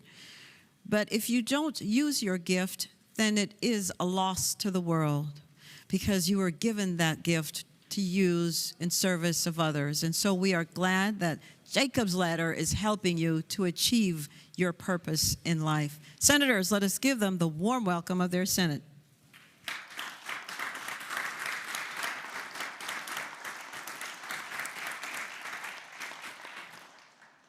Senator Pekarsky, the senator from Western Fairfax. Thank you, Madam President. I rise for an introduction. The senator has the floor. Thank you, Madam President. It is my privilege this afternoon to introduce several organizations that advocate for Asian Americans in Virginia. Today, we have with us in the Senate gallery representatives from the Coalition of Asian Pacific Americans of Virginia, Make Us Visible Virginia, the Democratic Asian Americans of Virginia, and SK Sultana LLC.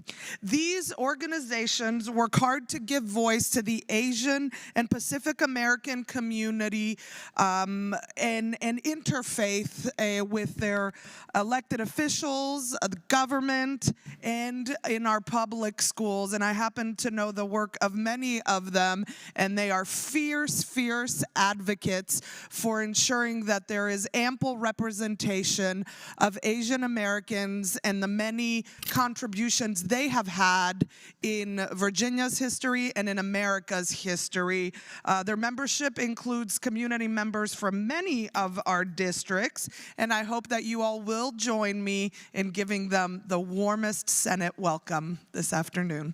Thank you all for coming. The senator has described you as fierce, fierce advocates. I would like to say that you are persistent, you are unwavering, you are assertive, and you hold others accountable to ensure that your voices and ideas are heard. And for that, you are to be congratulated. Senators, let us give them the warm welcome of their Senate.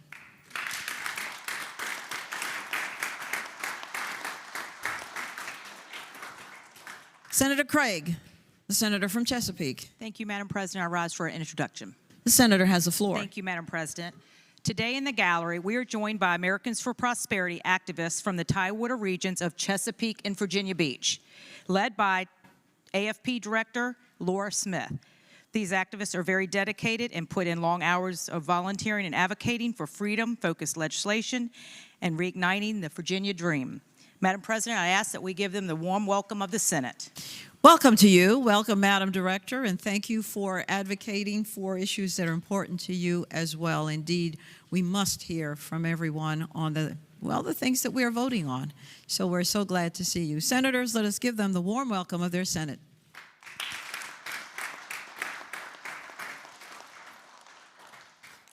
Senator Bagby, the senior senator from Enrico. Thank you, Madam President. Madam President, I rise for an introduction. The senator has the floor. Madam President, joining us in the gallery is Tessa Miles, joined by her sons Michael Jazz and Jace Miles, who are both former Senate pages, and they have come today to see their brother, Justin Miles, as he led us in the pledge. And so, Madam President, I hope that you will give them all, or lead us all in giving them a warm Senate welcome. Gentlemen, we're glad to see you, and I know that you are proud of your brother, and we will not egg him on. Madam President. Senator Bagby. I'm sorry to interrupt you, but Senator Rouse wants to know if they're available for the basketball game. Yes, we are sorely in need. The other house is cheating. We're so glad to see you, gentlemen, and again, we're glad, and we know that you're very. You're going to tease your brother in a minute, but we're glad to have him, and you know how the process is here, and you must be so very proud of him. Senators, let us give them the warm welcome of their Senate.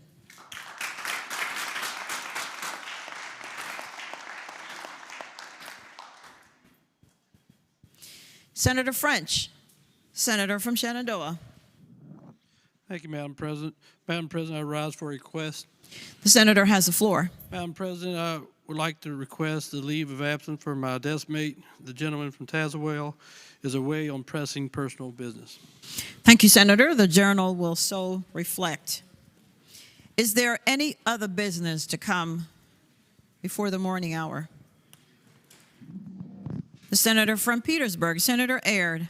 Thank you, Madam President. Madam President, I move that the rules be suspended for House Joint Resolution 659 and be taken up for immediate consideration.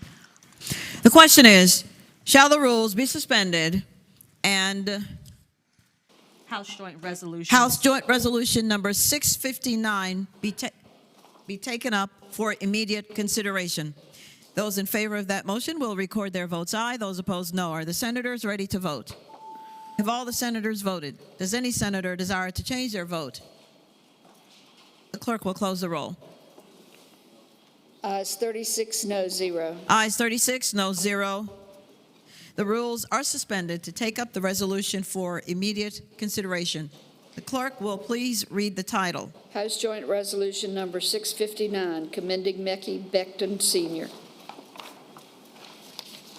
Senator Aird. Thank you, Madam President. I move the resolution be agreed to. The question is, shall the resolution be agreed to? All in favor of agreeing to the resolution will say aye. Those opposed, no. The resolution is agreed to. Any other business? Hearing none. Hearing none. The Senate will stand at recess for Senator Surreville, the senator from Eastern Fairfax. Yeah, Madam President, I move that we recess for 10 minutes and speak to that motion. The senator has the floor. Thank you, Madam President. Ladies and gentlemen, Senate, but this is a quick P&E meeting we need to take care of really quick to get some of the governor's nominations, some boards and commissions moving along so they're able to be approved by Saturday. And so we need to take a quick recess to take care of that. Right? Yeah, and so I think meeting at the chair's desk in a second. That's my motion.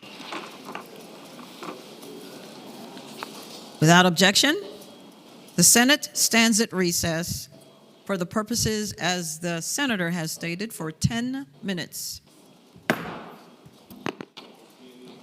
The Committee on Privileges and Elections will meet immediately upon a recess at the chair's desk.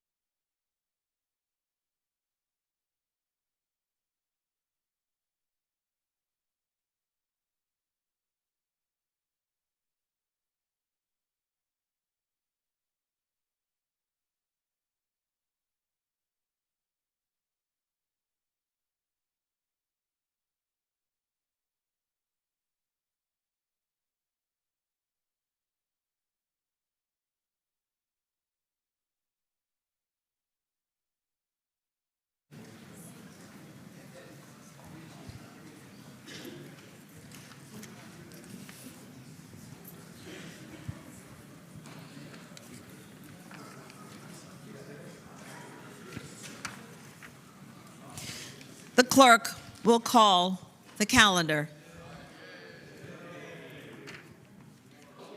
Senate calendar for Monday, February 17th, 2025. Unfinished business, Senate. Senate Bill 746 has passed the House with a substitute. The senator from Hanover, Senator McDougal. Thank you, Madam President. Madam President, I want to be very clear on this one because I like the House version better, but I think some people might not agree with me, so I want to make sure you understand. Madam President, I'm going to move that we concur with the House substitute, and I want to do that. But I want to make sure everybody understands what the two do differently. The senator has the floor. Thank you, Madam President. Madam President, the Senate version went down the hall, took this and made it very restrictive. It said the homicide could only be for somebody less than the age of 18. The homicide could only be solely from fentanyl. And Madam President, the House version took a different approach. They did not have an age restriction on the homicide. They did lessen the penalty from the Senate version, so it is a lesser penalty, but it is still manslaughter. And Madam President, they did not have fentanyl. It said for fentanyl, but fentanyl didn't have to be the sole reason for the homicide. So, Madam President, those are the major differences between the two bills as they stand before you. So the version that the House has is more expansive than the version that the Senate sent out of here. Senator from Eastern Fairfax, Senator Sorovell. Madam President, I would encourage the body to oppose the amendments and speak to that motion. The senator has the floor. Thank you. And I would urge the body to oppose the amendments. And there were some other big things, major differences, which have been fundamentally why we've never passed this bill before, or a version of it, which are missing from the House substitute, or the House whatever it is. Number one, the bill does not have a safe harbor provision, so that if you are if you're with someone who's experiencing an overdose like this that leads to their death, and you call the police and you've been using drugs yourself, you will still be able to be charged. And I know having that safe harbor provision is very important to a lot of people in here, that if you are present while somebody's overdosing and you're using drugs yourself, that you don't have the risk of being prosecuted, so you make that call to try and get the person medical help. That is not in this bill. So you can be present while somebody's overdosing and call, but if they die, you lose your safe harbor protection under this legislation that the House has sent us. Number two, this legislation that the House has sent does not prevent the pile-on. So in other words, if the person could still be charged with distribution of the drugs, whether it's fentanyl or not, they could be charged with this weapon of terror thing that we passed a couple years ago. If it involves fentanyl, that pile-on can still occur. And that was a very important thing that was important to the Senate Courts of Justice Committee that we not do by passing yet a third or fourth or fifth felony, whatever this would be, for something that's already illegal. So I would encourage the body to reject this. I would also just note that in talking to the patron, it was my understanding the patron knew this is what's going to happen on the House side. I know the senator from Hanover doesn't agree with what we did to his. In terms of the other bill that you're going to see in a minute from the House member, his understanding was this was going to conference because we had a disagreement. The bill needs to go to conference, and if we work out differences, it needs to be worked out there instead of accepting just what the House wants to do. This chamber's point of view is important too. We shouldn't just accept what the House wants to do. The question is, shall the Senate concur with the amendments on Senate Bill 746 as proposed by the House of Delegates? All those in favor of that motion will record their votes aye. Those opposed, no. Are the senators ready to vote? Have all the senators voted? Does any senator desire to change their vote? The clerk will close the roll. Ayes 18, noes 21. Ayes 18, noes 21. The Senate does not concur. Senate Bill 817 has passed the House with a substitute. The junior senator from Virginia Beach, Senator Rouse. Thank you, Madam President. I rise to speak to the bill. The senator has the floor. Thank you, Madam President. I move that the Senate concur with the House amendment and speaking to that motion. The senator may continue. Thank you, Madam President. The House substitute or amendment just simply removes provisions with fiscal impacts. It leaves the bill with zero fiscal impact since it's in a grant position, and that is the bill. The question is, shall the Senate concur? Those in favor of that motion will record their votes aye. Those opposed, no. Are the senators ready to vote? Have all the senators voted? Does any senator desire to change their vote? The clerk will close the roll. Ayes 39, no 0. Ayes 39, no 0. The Senate concurs with the substitute proposed by the House. Senate Bill 897 has passed the House with an amendment. Senator Carol Foy, the senator from Eastern Prince William. Thank you, Madam President. Madam President, with the recommendation that the House amendment be rejected, I move that the amendment be agreed to and speaking to that motion. The senator has the floor. Thank you, Madam President. While the House amendment was intended to eliminate the financial impact of the legislation, the amendment that the House committee adopted did not include the proper language in order to do so. I ask that we reject the House amendment so that we can make the needed changes in conference.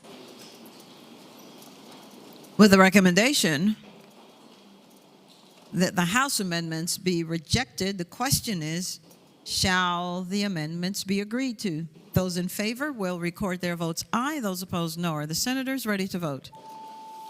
Have all the senators voted? Does any senator desire to change their vote? The clerk will close the roll. Ayes 0, noes 39. Ayes 0, noes 39. The Senate rejects the House amendments. Senate Bill 921 has passed the House with a substitute.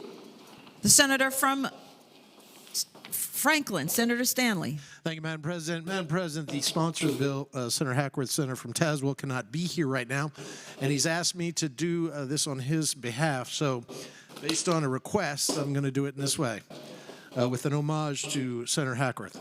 With a recommendation that it be rejected, I move the House substitute and speaking to that The senator, motion.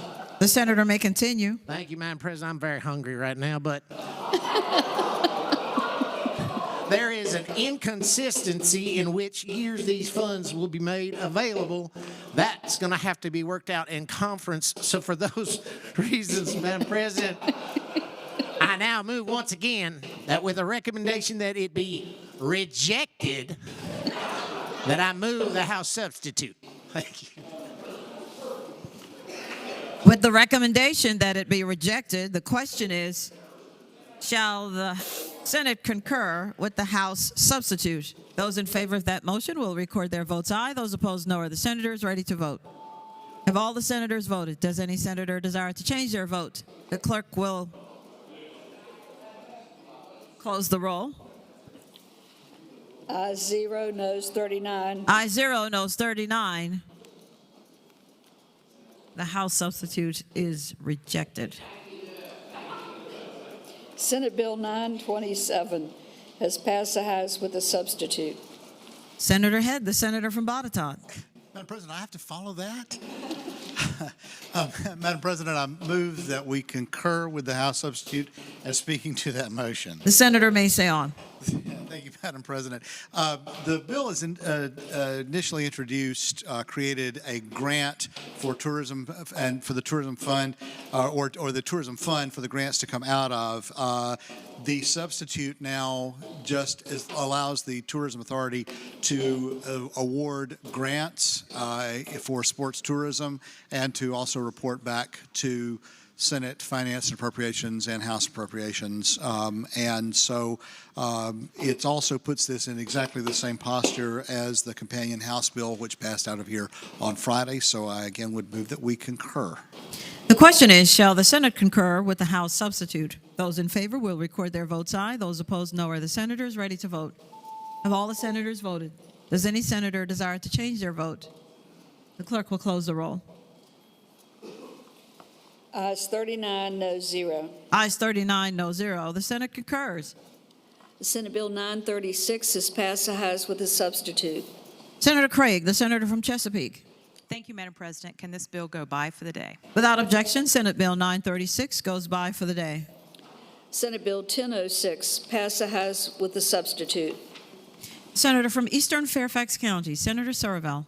Madam President, I move the House amendment or sub and speak to that bill. The senator has the floor. Thank you, Madam President. Ladies and gentlemen of the Senate, the only difference the House did here is this has to do with pre-credit for ignition interlock. If you put an interlock in your car before you're convicted of DUI, they pointed out that when you get convicted of a DUI, your license gets revoked and not suspended, and so we had to add revocations to this and not just suspensions. That's all it does. I would hope it get adopted. The question is, shall the Senate concur with the House substitute? Those in favor will record their votes aye. Those opposed, no. Are the senators ready to vote? Have all the senators voted? Does any senator desire to change their vote? The clerk will close the roll. Ayes 39, no 0. Ayes 39, no 0. The Senate concurs with the House substitute. Senate Bill 1069 is passed the House with amendments. Senator Peake, the senator from Lynchburg. Yes, Madam President, I move that we accept the House amendment, and what that amendment does. The senator has the floor. Thank you, Madam President. To explain the amendment, it simply corrects a drafting error. We'd put the same provision in twice on the bill, so this just removes the redundancy. What this bill does is it allows for a study to reimburse retired judges when they attend a mandatory judicial conference, and then it sets up a separate study to allow reimbursing retired judges at an hourly rate for reading memos, briefs, work that they do when they're not actually sitting. So I would ask that we concur with the House amendments. For what purpose does the senator from Eastern Fairfax County rise? The senator from Lynchburg yield for a quick question. Will the senator from Lynchburg yield?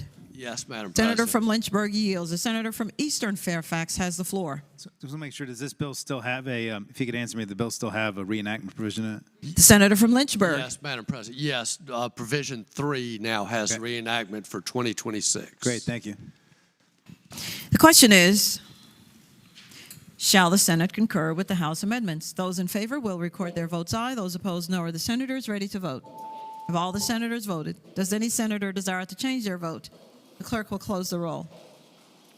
Ayes 39, no 0. Ayes 39, no 0. The Senate concurs with the substitute proposed by the House of Delegates. Senate Bill 1120 has passed the House with amendment. Senator from Portsmouth, Senator Lucas. Thank you, Madam President. Madam President, I move that the Senate concur with the House amendments and speaking to that motion. The senator has the floor. Yes, ma'am, Madam President. What this does, it aligns with the House version of the bill to make a permanent commission in the legislative branch of state government for the purpose of studying and making recommendations on issues related to women and maternal health. And with that said, Madam President, I renew my motion that the Senate concur with the House amendment. The question is, shall the Senate concur? Those in favor will record their votes aye. Those opposed, no. Are the senators ready to vote? Have all the senators voted? Does any senator desire to change their vote? The clerk will close the roll.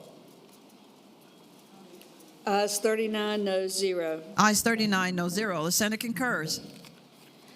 Senate Bill 1142 has passed the House with amendments. Senator from Rockingham, Senator Obenching. Madam President, I move that we concur with the House amendments speaking to that. The senator may continue. This is the Line of Duty Act for private colleges and private police departments. It was carefully drafted to limit the number of departments that qualified, but we had some language in there dealing with memoranda of understanding with other governmental entities, kind of a catch-all. House decided that we could do without that. It further locks down and limits the number of entities that would qualify, does no harm to the bill, and in fact constrains it to the 12 or 13 that were originally intended to be included in this. So I renew my motion to concur. The question is, shall the Senate concur? Those in favor will record their votes aye. Those opposed, no. Are the senators ready to vote? Have all the senators voted? Does any senator desire to change their vote? The clerk will close the roll. Ayes 39, no 0. Ayes 39, no 0. The Senate concurs. Senate Bill 1194 has passed the House with a substitute. Senator Deeds, the senator from Charlottesville.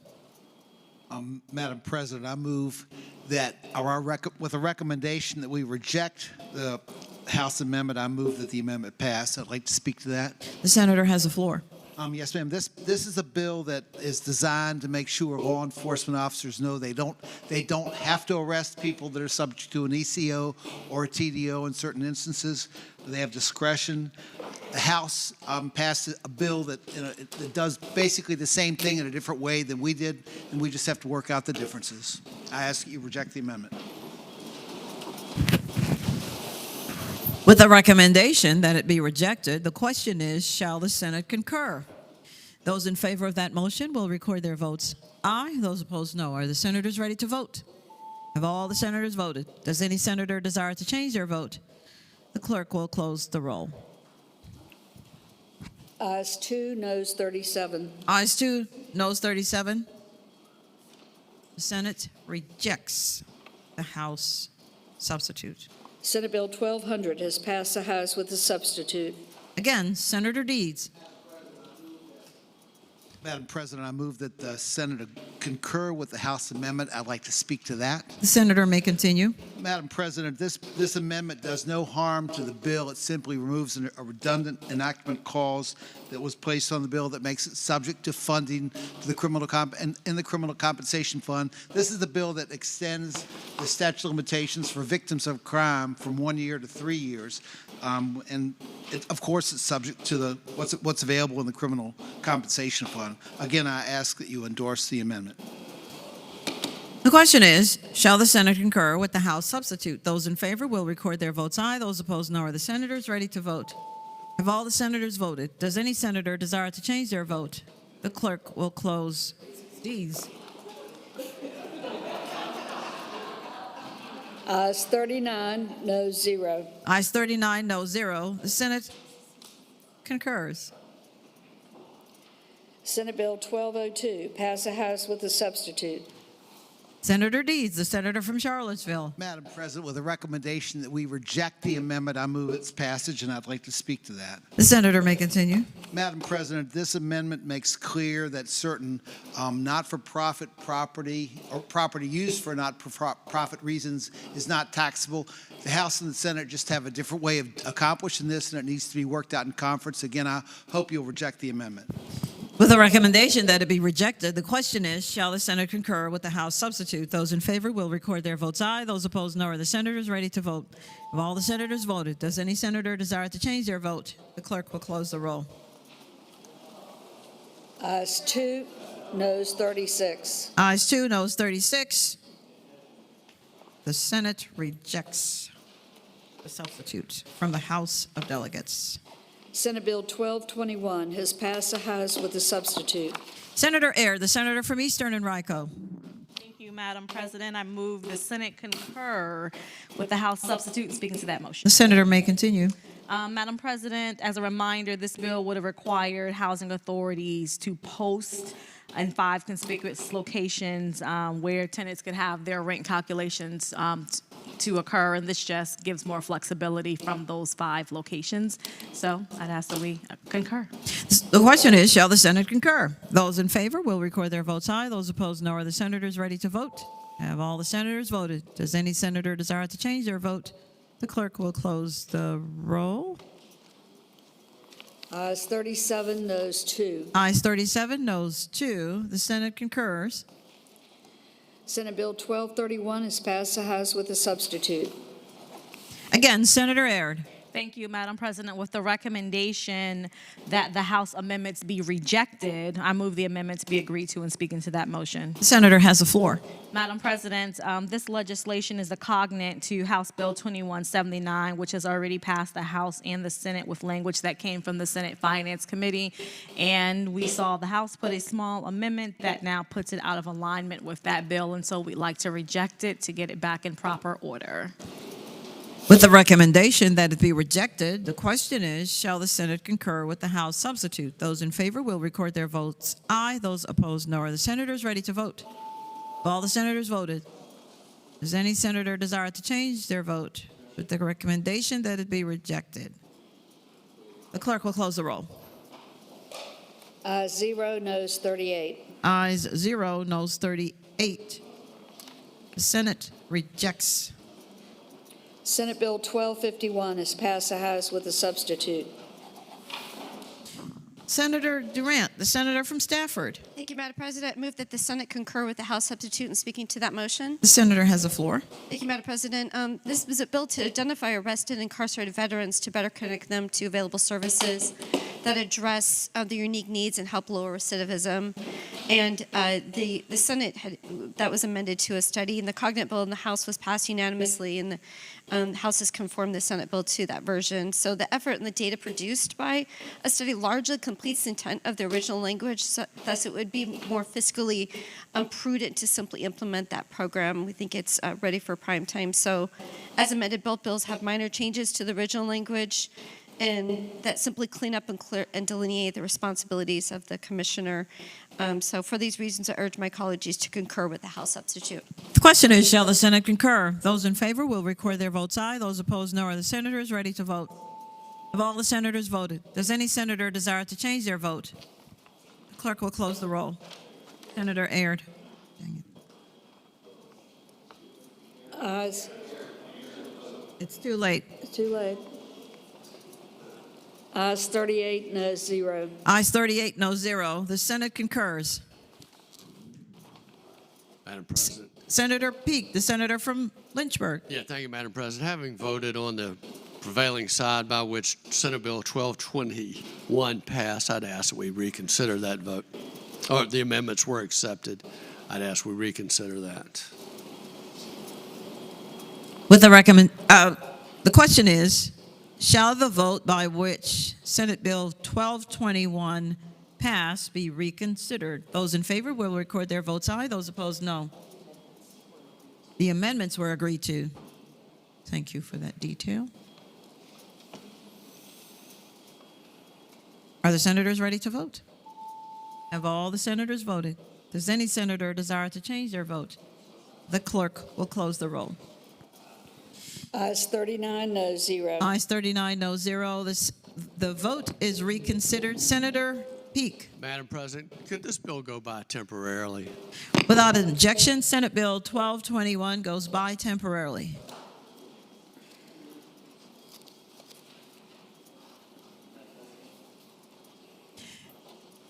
The senator from Western Prince William, Senator Rome. Thank you, Madam President. Madam President, I haven't voted on the prevailing side by which we passed SB 1251. A motion to reconsider that vote so that all the members can vote. We've already reconsidered it. The question is, shall the vote by which the substitute was concurred with be reconsidered? Those in favor will record their votes aye. Those opposed, no. Are the senators ready to vote? Have all the senators voted? Does any senator desire to change their vote? The clerk will close the roll. Ayes 39, no 0. Ayes 39, no 0. The vote is reconsidered. Senator Durant, the senator from Stafford. Thank you, Madam President. Having approved this committee, I move that we accept the House substitute. Or House. Yes, ma'am. Yeah, That's exactly right. The question is, shall the substitute from the House be concurred with? Those in favor will record their votes aye. Those opposed, no. Are the senators ready to vote? Have all the senators voted? Does any senator desire to change their vote? The clerk will close the roll. Ayes 39, no 0. Ayes 39, no 0. The Senate concurs.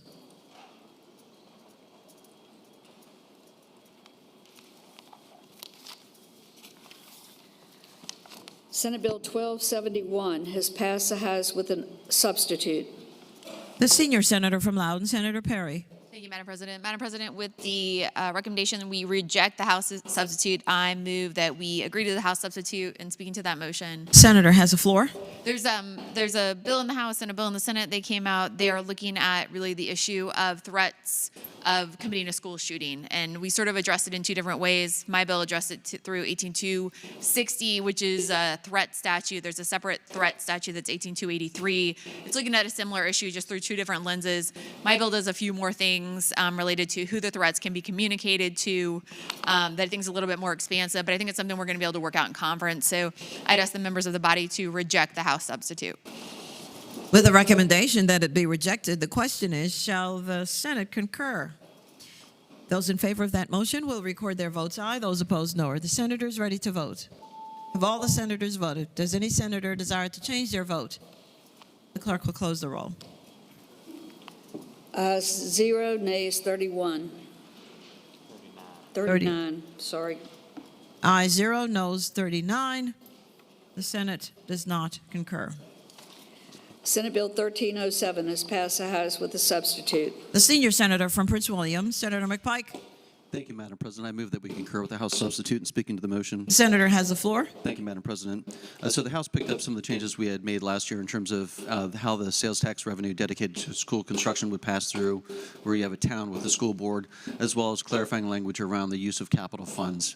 Those are the changes from the House, and I move that we concur. The question is, shall the Senate concur? Those in favor will record their votes aye. Those opposed, no. Are the senators ready to vote? Of all the senators voted, does any senator desire to change their vote? The clerk will close the roll.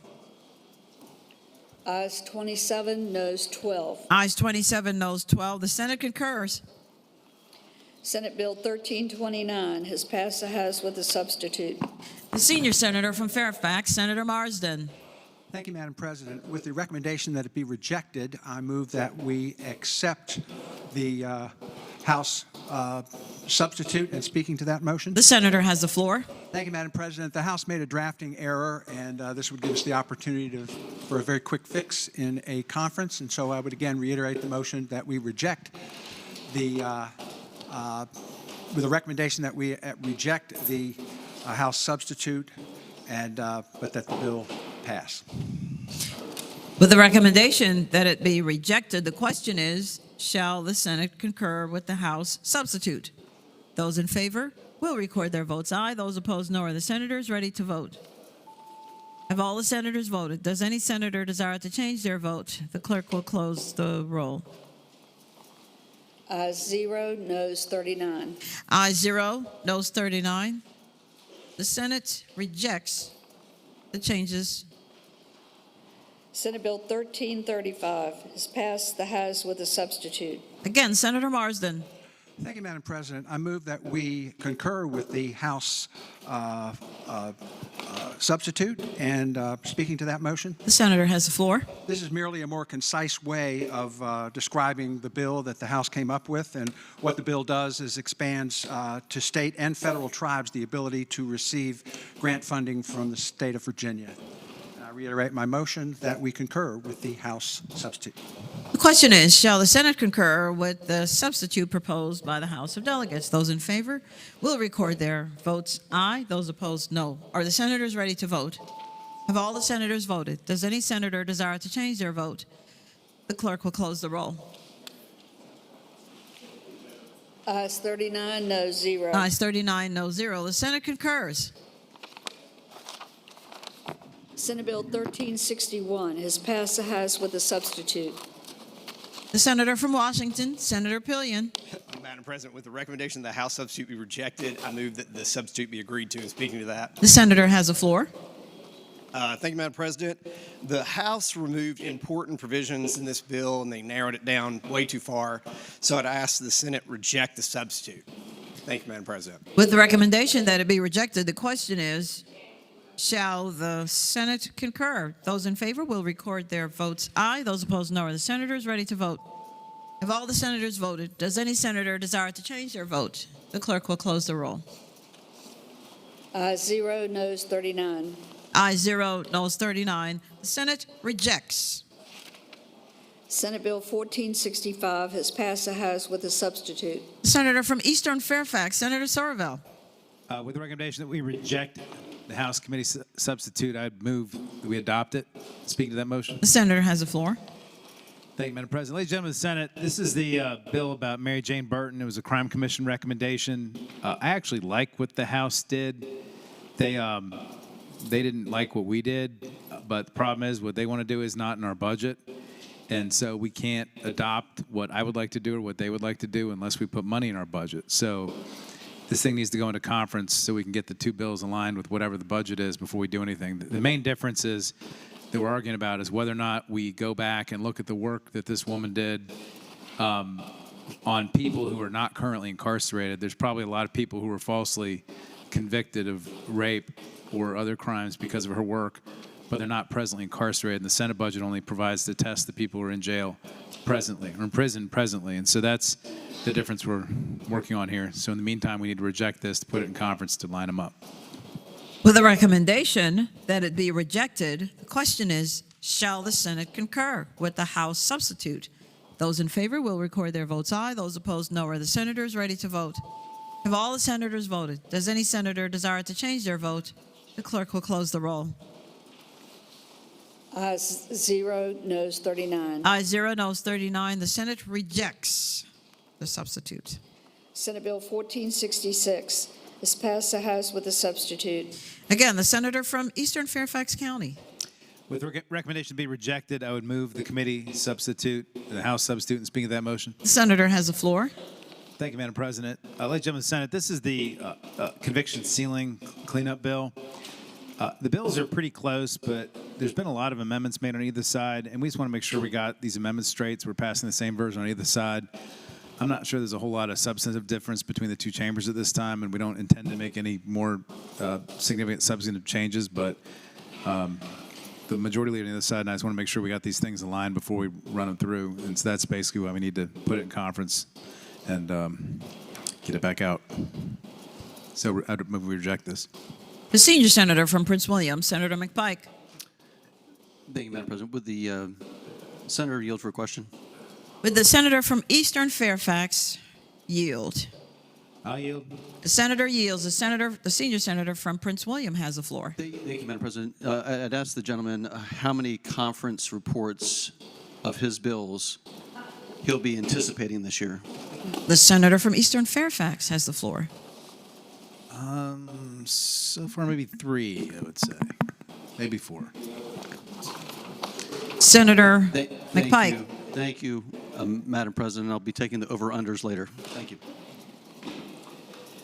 With the recommendation that it be rejected, the question is, shall the Senate concur with the House substitute? Those in favor will record their votes aye. Those opposed, no. Are the senators ready to vote? Have all the senators voted? Does any senator desire to change their vote? The clerk will close the roll. Ayes 0, noes 39. Ayes 0, noes 39. Senate Bill 738. The House insists on its substitute and requests a committee of conference. The senator from Western Fairfax, Senator Pekarsky.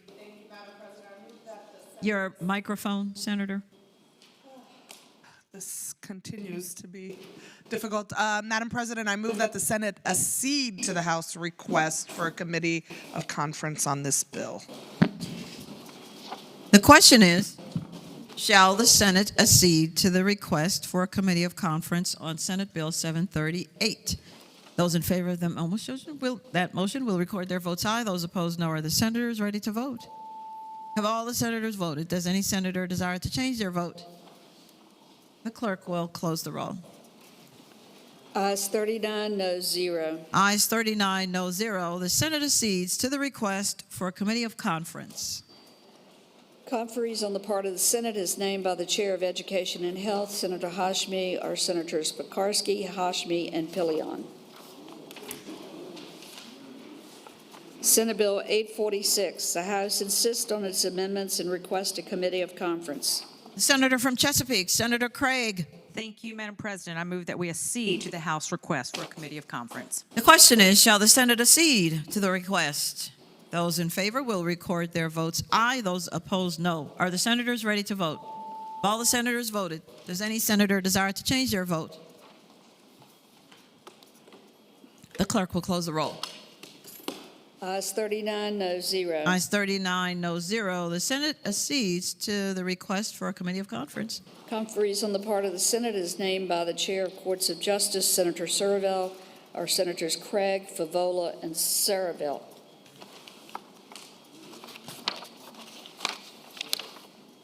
Senate Bill 1034. The House insists on its amendment and requests a committee of conference. The senator from Western Fairfax, Senator Pekarsky. Thank you, Madam President. I move that we accede to the House request for a committee of conference. The question is, shall the Senate accede?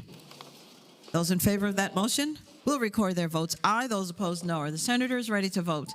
Have all the senators voted? Does any senator desire to change their vote? The clerk will close the roll. Ayes 39, noes 0. Ayes 39, no 0. The Senate accedes to the request. Conferees on the part of the Senate is named by the Chair of Education and Health, Senator Hashmi, or Senators Pekarsky, Aird, and Head.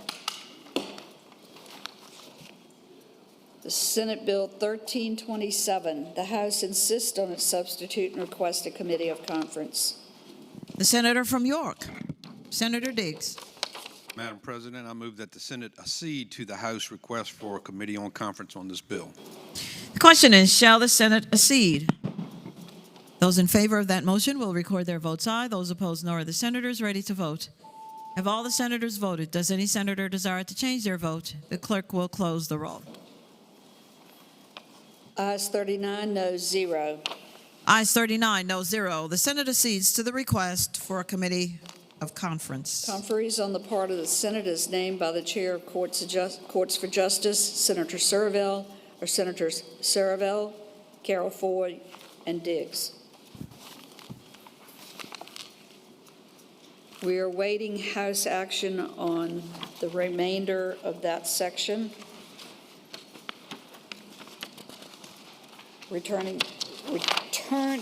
Turning to page 16.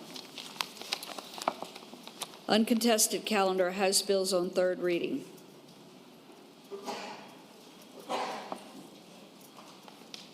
Senator Servell, the senator from Eastern Fairfax. Madam President, I move that all the House bills on third reading in the uncontested calendar on pages 16 through 30, House Bill 2252 through House Bill 2781 be advanced to final passage in a block after the adoption of any amendments thereto. That any senator desiring to move an amendment or a bill from the block shall do so after the clerk has read the number of the bill. The question is, shall House bills on the uncontested calendar, third reading, pages 16 through 30, House Bills 2252 through House Bill 2781 be placed upon their final passage in the block after the adoption of any amendments thereto, with the understanding that any senator desiring a bill to be removed from the block will do so after the clerk has read the number of the bill. All in favor of the motion will say aye. Those opposed, no. The ayes have it. The motion is agreed to. The bills are before us in the block. The clerk will now read the number of the bills. House Bill 2252, reported from the Committee for Courts of Justice with the substitute and from the Committee on Finance and Appropriations. Senator Servell. Move the committee substitute. The question is, shall the substitute be agreed to? Those in favor will say aye. Those opposed, no. The substitute is agreed to. House Bill 1611, reported from the Committee on General Laws and Technology. House Bill 1642, reported from the Committee for Courts of Justice with a substitute. Senator Servell. Move the committee substitute. The question is, shall the substitute be agreed to? Those in favor will say aye. Those opposed, no. The substitute is agreed to. Senate Bill 1684, reported from the Committee on General Laws and Technology. House Bill 1692, reported from the Committee for Courts of Justice with amendments. Senator Servell. Move the committee amendments. The question is, shall the committee amendments be agreed to? Those in favor will say aye. Those opposed, no. The amendments are agreed to. House Bill 1712, reported from the Committee for Courts of Justice with a substitute. Senator from Eastern Fairfax. Move the committee substitute. Question is, shall the substitute be agreed to? Those in favor will say aye. Those opposed, no. The substitute is agreed to. House Bill 1713, reported from the Committee for Courts of Justice. House Bill 1775, reported from the Committee for Courts of Justice. For what purpose does the senator from Roanoke rise? Thank you, Madam President. I'd ask that House Bill 1775 come out of the block. Without objection, House Bill 1775 is out of the block. House Bill 1835, reported from the Committee on General Laws and Technology. House Bill 1854, reported from the Committee for Courts of Justice. House Bill 1940, reported from the Committee on General Laws and Technology. House Bill 2024, reported from the Committee on General Laws and Technology. House Bill 2042, reported from the Committee on General Laws and Technology. House Bill 2065, reported from the Committee on General Laws and Technology. House Bill 2110, reported from the Committee on General Laws and Technology. House Bill 2115, reported from the Committee for Courts of Justice. House Bill 2130, reported from the Committee for Courts of Justice with amendments. Senator Somerville. Move the committee amendments. The question is, shall the committee amendments be agreed to? Those in favor will say aye. Those opposed, no. The committee amendments are agreed to. House Bill 2150, reported from the Committee on General Laws and Technology. House Bill 2151, reported from the Committee on General Laws and Technology. House Bill 2154, reported from the Committee on General Laws and Technology. House Bill 2195, reported from the Committee on General Laws and Technology. House Bill 2203, reported from the Committee on General Laws and Technology. House Bill 2210, reported from the Committee on General Laws and Technology. House Bill 2218, reported from the Committee on General Laws and Technology. House Bill 2243. Madam President. The senator from Roanoke, Senator Suderline. Can House Bill 2218 please come out of the block? Without objection, House Bill 2218 is out of the block. House Bill 2243, reported from the Committee for Courts of Justice. House Bill 2246, reported from the Committee on General Laws and Technology with amendments. Senator Ubben, the senator from Alexandria. I move we adopt the committee amendment. Question is, shall the committee amendments be agreed to? Those in favor will say aye.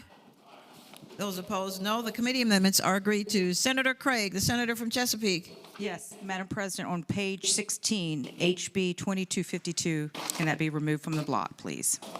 And bye for the day. Without objection, House Bill 2252 is out of the block and bye for the day.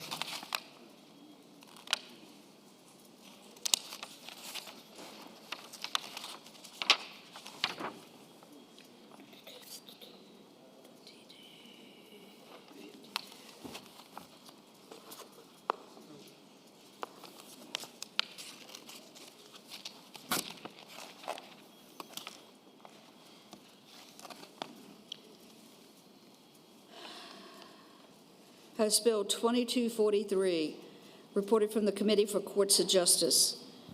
House Bill 2246, reported from the Committee on General Laws and Technology with amendment. That's what we did. We did that one. The senator from Alexandria. Thank you, Madam President. I rise to ask us to agree to the committee amendment. The question is, shall the committee amendments be agreed to? Those in favor will say aye. Those opposed, no. The committee amendments are agreed to. House Bill 2260, reported from the Committee for Courts of Justice. House Bill 2310, reported from the Committee for Courts of Justice. House Bill 2387, reported from the Committee for Courts of Justice. House Bill 2396, reported from the Committee on General Laws and Technology with amendments. Again, Senator Eben. I move the committee amendments be adopted. The question is, shall the amendments be adopted? Those in favor will say aye. Those opposed, no. The amendments are adopted. House Bill 2431, reported from the Committee on General Laws and Technology. House Bill 2553, reported from the Committee on General Laws and Technology. House Bill 2557, reported from the Committee on General Laws and Technology. House Bill 2560, reported from the Committee for Courts of Justice with amendments. Senator Somerville. I move the committee amendments. The question is, shall the committee amendments be agreed to? Those in favor will say aye. Those opposed, no. The committee amendments are agreed to. House Bill 2596, reported from the Committee for Courts of Justice. House Bill 2642, reported from the Committee on General Laws and Technology. House Bill 2652, reported from the Committee for Courts of Justice. House Bill 2669, reported from the Committee on General Laws and Technology. House Bill 2678, reported from the Committee for Courts of Justice with a substitute. Senator Somerville, the senator from Eastern Fairfax. Move the committee substitute. The question is, shall the substitute be agreed to? Those in favor will say aye. Those opposed, no. The substitute is agreed to. House Bill 2680, reported from the Committee on General Laws and Technology. House Bill 2689, reported from the Committee for Courts of Justice. House Bill 2695, reported from the Committee on General Laws and Technology. House Bill 2748, reported from the Committee on General Laws and Technology. House Bill 2751, reported from the Committee on General Laws and Technology.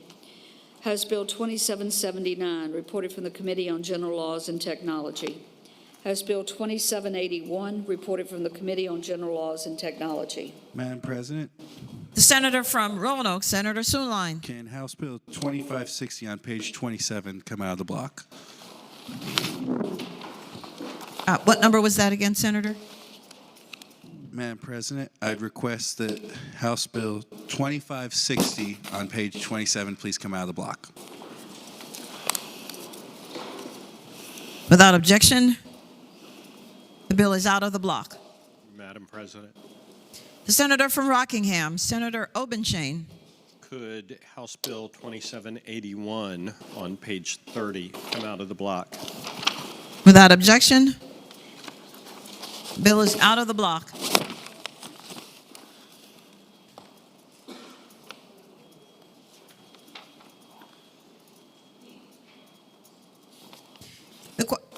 Senator Eben, the senator from Alexandria.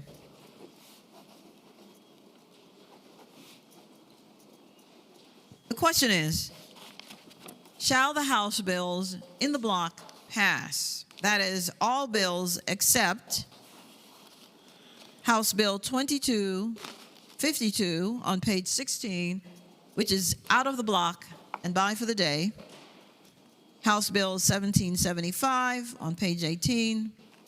House Bill 2218 on page 24. House Bill 2560 on page 27. And finally, House Bill 2781 on page 30, which are all out of the block. All in favor of the motion will record their votes aye. Those opposed, no. Are the senators ready to vote? Have all the senators voted? Does any senator desire to change their vote? The clerk will close the roll. Ayes 39, no 0. Ayes 39, no 0. The bills in the block pass.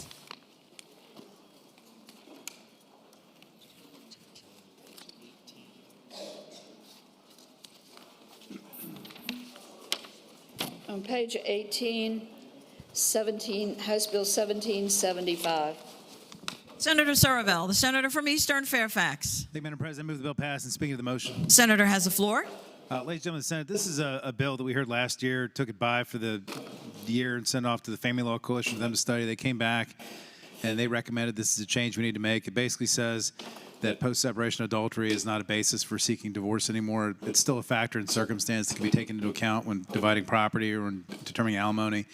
So it doesn't really change the outcome of cases anymore. What it really just changes is it has some effect sometimes if somebody's seeking spousal support, but the Family Law Coalition supports it, says it's kind of something we need to move on from. I move we adopt the bill. The question is, shall the bill pass? Those in favor will record their votes aye. Those opposed, no. Are the senators ready to vote? Have all the senators voted? Does any senator desire to change their vote? The clerk will close the roll. Ayes 36, noes 2. Ayes 36, noes 2. The Senate concurs.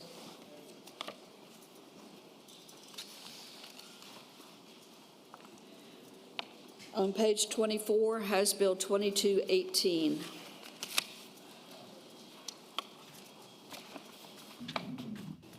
The senator from Alexandria, Senator Eben. Thank you, Madam President. I move the bill pass and speaking to that motion. Senator has the floor. This bill just requires that landlords subject to the Virginia, to the VRLTA, accept payment of rent and security deposit by some means that do not include additional fees. In other words, if they accept a check they can charge a credit card processing fee, but they cannot subject tenants to an extra fee just to pay their rent. And that's what the bill does. It requires a landlord to accept a variety of payment methods, but there must be at least one that does not incur an extra fee. The question is, shall the bill pass? Those in favor will record their votes aye. Those opposed, no. Are the senators ready to vote? Have all the senators voted? Does any senator desire to change their vote? The clerk will close the roll.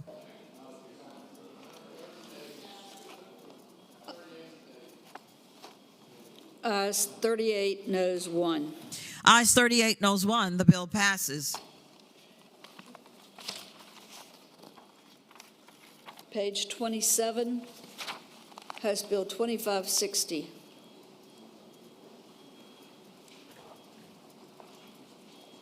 Senator Somerville. Thank you, Madam President. I move the bill pass. And speaking to the motion. The senator has the floor. Hey, Madam President, I'm trying to remember this bill, but my recollection is it was a bill that was passed last year in a different version. Governor vetoed it.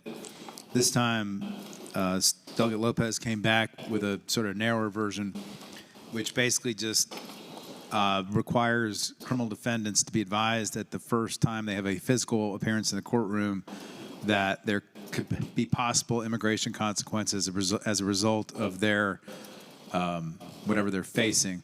It's not a full Padilla notice. For those of you who practice law, know what Padilla is. It's not a full Padilla notice thing, but it's sort of a mini Padilla. And anyway, we passed the bill, I think. Looks like 15-0. I hope we could pass it unanimously. The question is, shall the bill pass? Those in favor will record their votes aye. Those opposed, no. Are the senators ready to vote? Have all the senators voted? Does any senator desire to change their vote? The clerk will close the roll. Ayes 23, noes 15. Ayes 23, noes 15. The bill passes. Page 30, House Bill 2781.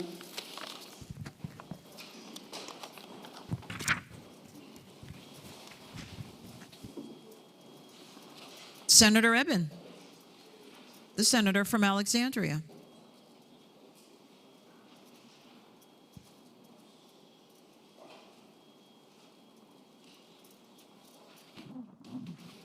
I move the bill pass, and I'm going to yield to the senior senator from Prince William to explain it. The senior senator from Prince William.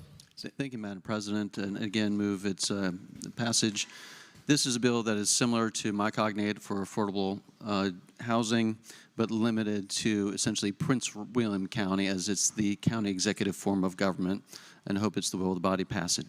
The question is, shall the bill pass? Those in favor will record their votes aye. Those opposed, no. Are the senators ready to vote? Have all the senators voted? Does any senator desire to change their vote? The clerk will close the roll. 16. Ayes 23, no 16. The bill passes. Regular calendar House bills on third reading. House Bill 1597, a bill relating to secure storage of firearms penalties, reported from the Committee for Courts of Justice with the substitute and from the Committee on Finance and Appropriations with the substitute. The senator from Northern Fairfax, Senator Boysko. Thank you, Madam President. I move the bill pass, and speaking to the bill. I believe you have to reject the substitutes and accept some substitutes. Oh, Lordy be. I would reject, with the recommendation that we reject the Court of Justice substitute, I move the Court of Justice substitute. With a recommendation that it be rejected, the question is, shall the Courts of Justice substitute be agreed to? Those in favor will say aye. Those opposed, no. No. The substitute is rejected. Senator Boysko. Thank you. With the recommendation that we accept the Finance and Appropriations substitute, I move the substitute.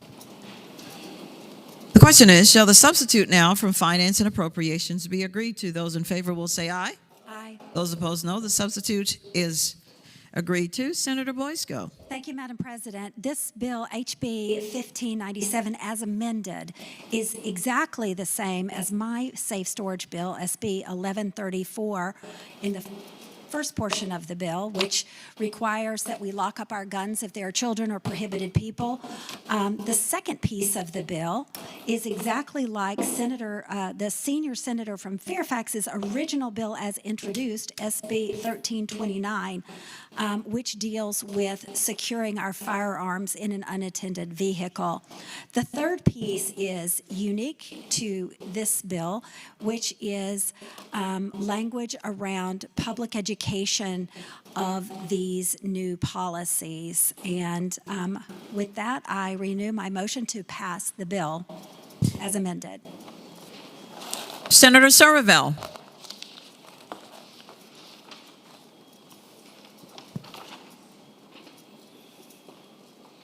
The question is, shall the bill pass? Those in favor will record their votes aye.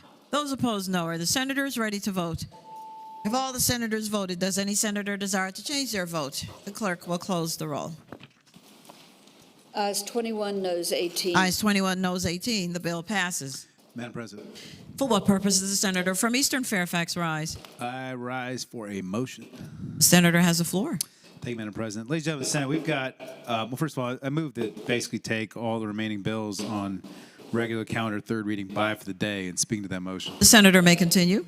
Thank you, Madam President. Ladies and gentlemen of the Senate, we've got about 21 House members, 40 plus judicial applicants waiting to be interviewed that were supposed to start 15 minutes ago. We got a Commerce and Labor Committee docket to do and a full finance docket to do after that.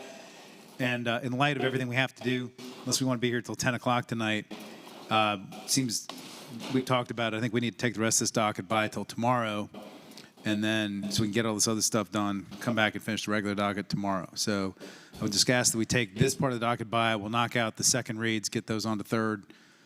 We got a couple little things to do at the end, but I think we need to do that to move things along today. So that would be my motion. The question is, shall the remaining bills, House bills on third reading, House Bill 1660, page 31, through House Bill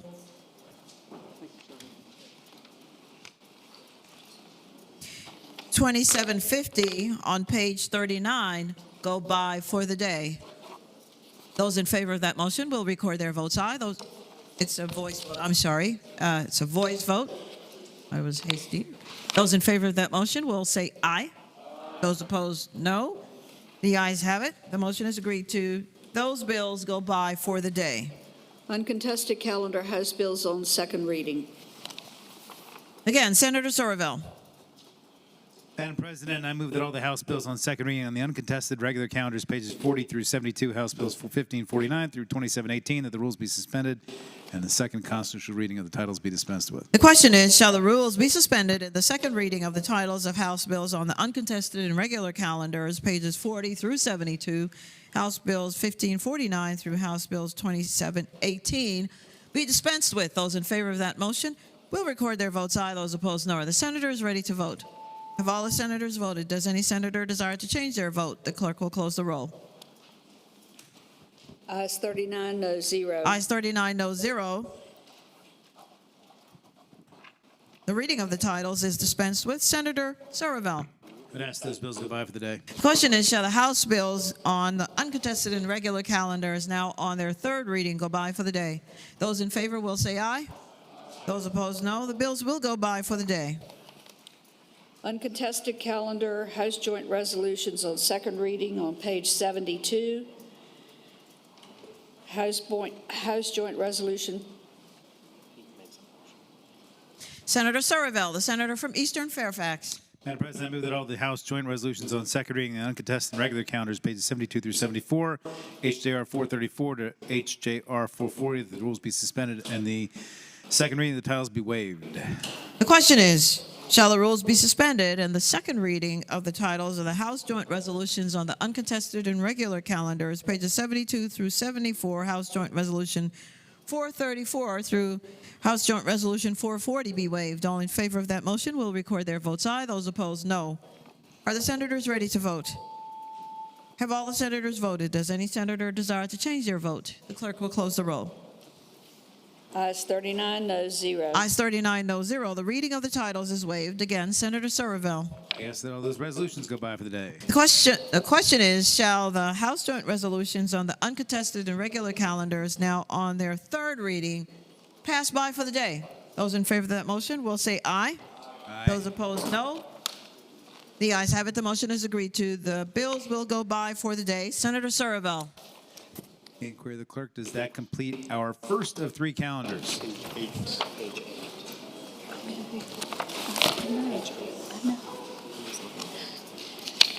Returning to page 8. I guess not.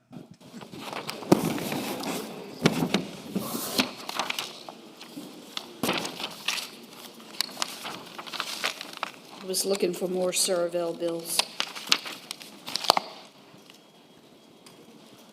Senate Bill 1221.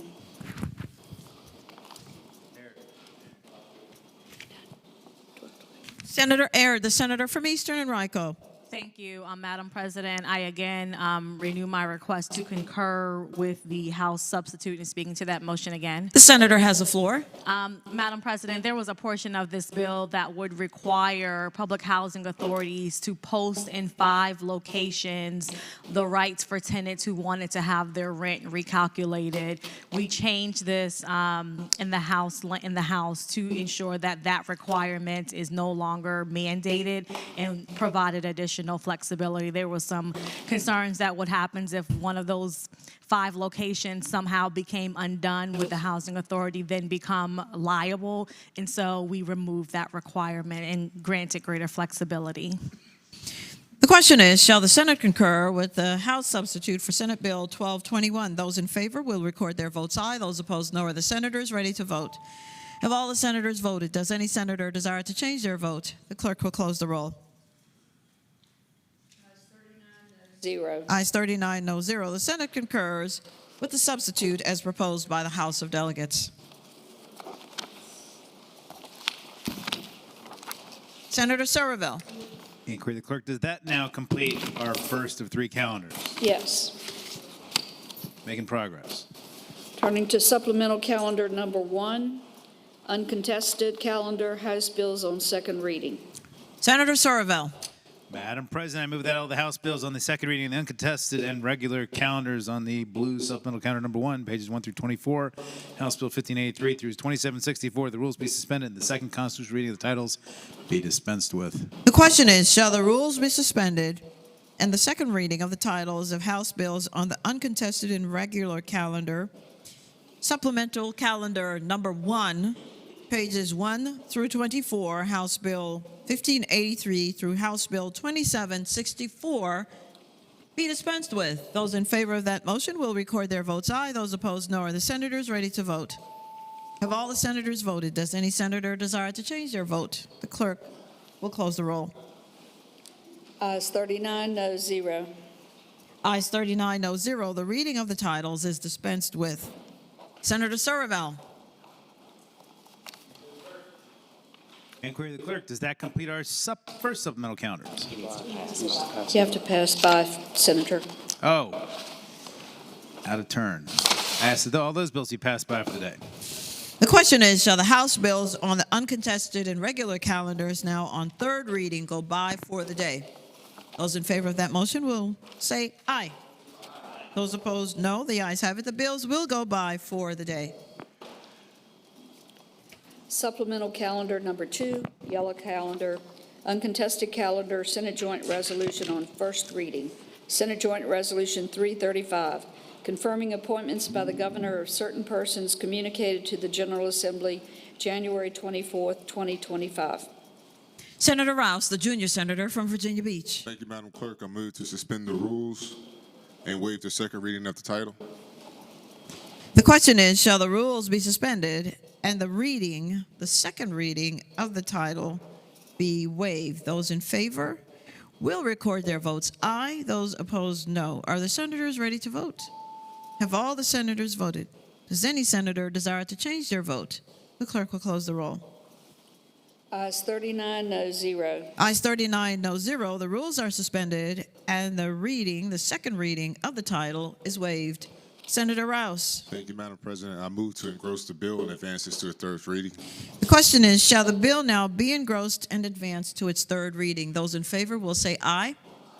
Those opposed, no. The bill is engrossed and advanced to its third reading. Senator Rouse. Thank you, Madam President. I move to suspend the rules and waive the third reading of the title. The question is, shall the rules be suspended and the third reading of the title be waived? Those in favor will record their votes aye. Those opposed, no. Are the senators ready to vote? Have all the senators voted? Does any senator desire to change their vote? The clerk will close the roll. Ayes 38, noes 0. Ayes 38, no 0. The rules are suspended and the third reading of the title is waived. Senator Rouse. Thank you, Madam President. I move that the joint resolution be agreed to. The question is, shall the joint resolution now be agreed to? Those in favor will record their votes aye. Those opposed, no. Are the senators ready to vote? Have all the senators voted? Does any senator desire to change their vote? The clerk will close the roll. Ayes 39, noes 0. Ayes 39, no 0. The joint resolution is agreed to.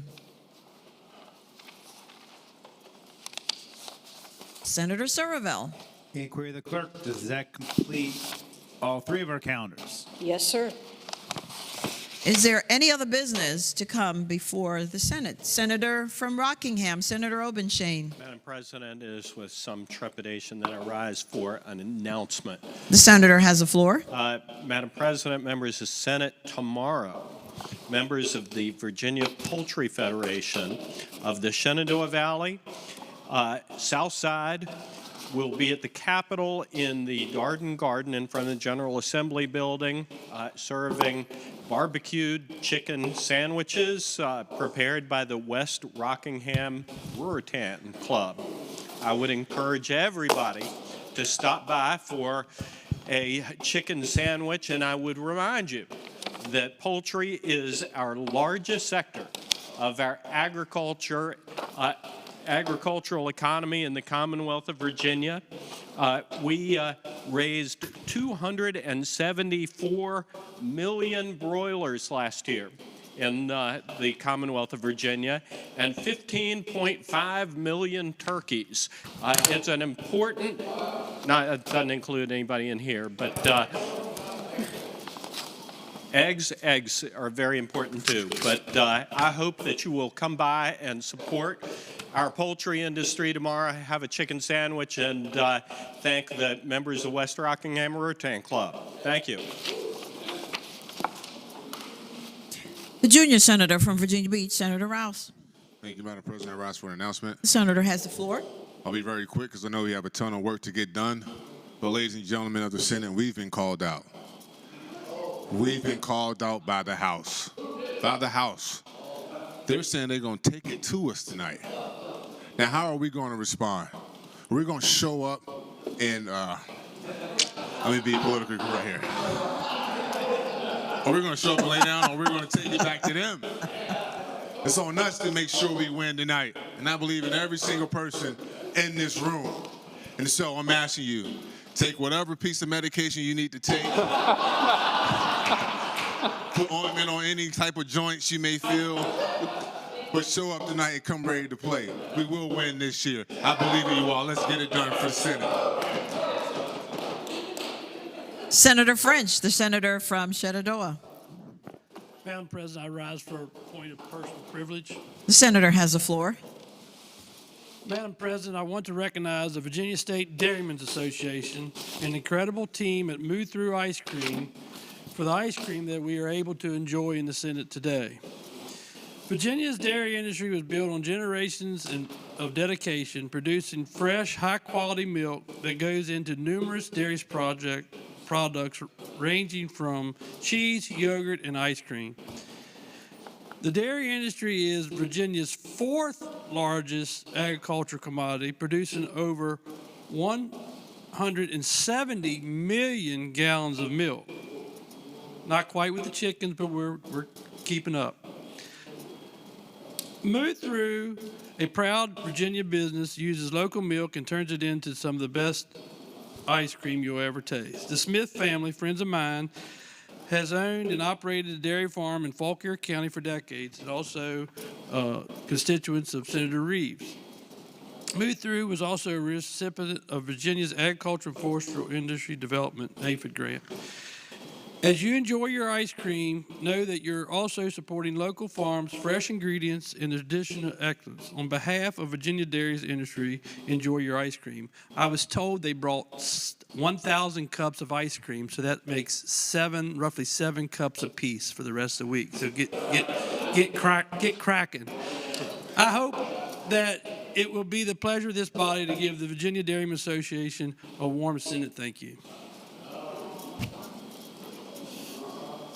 Does the Senate concur?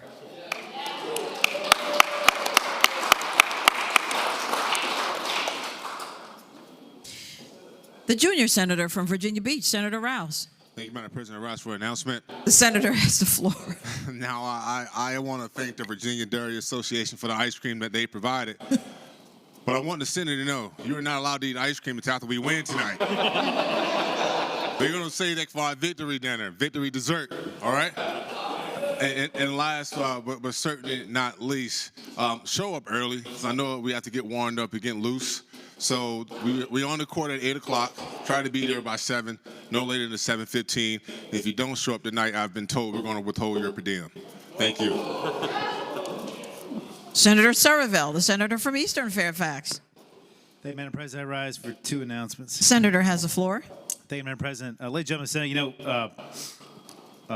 the Richmond, the James River is supposed to crest tomorrow, 1 p.m. The flood wall is closed. I feel like that's what's going on with the legislation right now as we try to push all these bills through. But we got a big docket tomorrow. I hope we can get through it quickly. We're probably going to do a lot of back and forth towards the end. I have no idea how late we're going to be here. We hope we can move tomorrow. But speaking of that, we have a bunch of 40 judge candidates down the hall that are waiting to be interviewed. If you go look at the schedule, you can try and figure out where in the schedule your person might be called, because I know many of you would like to come and introduce them. The House will start when we get there. I assume we're going to do Commerce and Labor deeds in 15 minutes. After we get out of here, we'll start Courts of Justice after we proxy into that, and then we'll knock out those interviews. Second announcement, Madam President. The senator has the floor. Second thing I just want to say is we're also going to have a special adjournment motion today to take in joint memorial and commending resolutions until 5 o'clock today. Please make sure you tell your staff if you need to file your joint, not single house, but joint resolutions. They have to be filed by 5 p.m. today. Don't miss that deadline. Thank you, Madam President.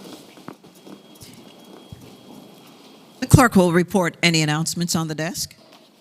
Today, Monday, February 17th, the Committee on Commerce and Labor will meet 15 minutes after adjournment, Senate Room A. The Committee on Education and the Committee on Finance and Appropriations will meet immediately upon adjournment of Commerce and Labor, Senate Room A. The Northern Virginia Delegation Caucus will meet at 5 p.m., House Room 1000, 10th floor. Tuesday, February the 18th, the Democratic Caucus will meet 45 minutes before session in Senate Room 1. The Republican Caucus will meet 45 minutes before session in Senate Room 2. The senator from Portsmouth, Senator Lucas. Thank you, Madam President. I thought for a moment that the majority leader was trying to do my job. Madam President, I move that the Senate do now adjourn until 11 a.m. tomorrow, and that the Senate suspend the rules and direct the clerk to accept joint memorial and commending resolutions to be introduced until 5 p.m. today. And please inform you.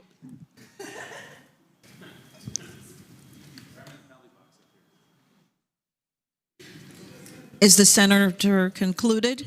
Until 11 o'clock tomorrow, Madam President.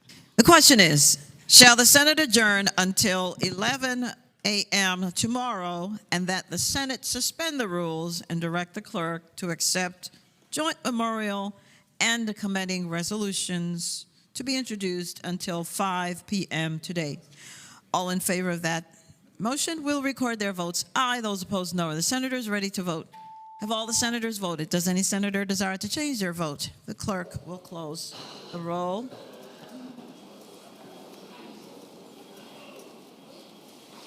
Ayes 39, noes 0. Ayes 39, no 0. The Senate does now adjourn until 11 a.m. tomorrow, and the Senate has suspended the rules and directed the clerk to accept joint memorial and commending resolutions to be introduced until 5 p.m. today.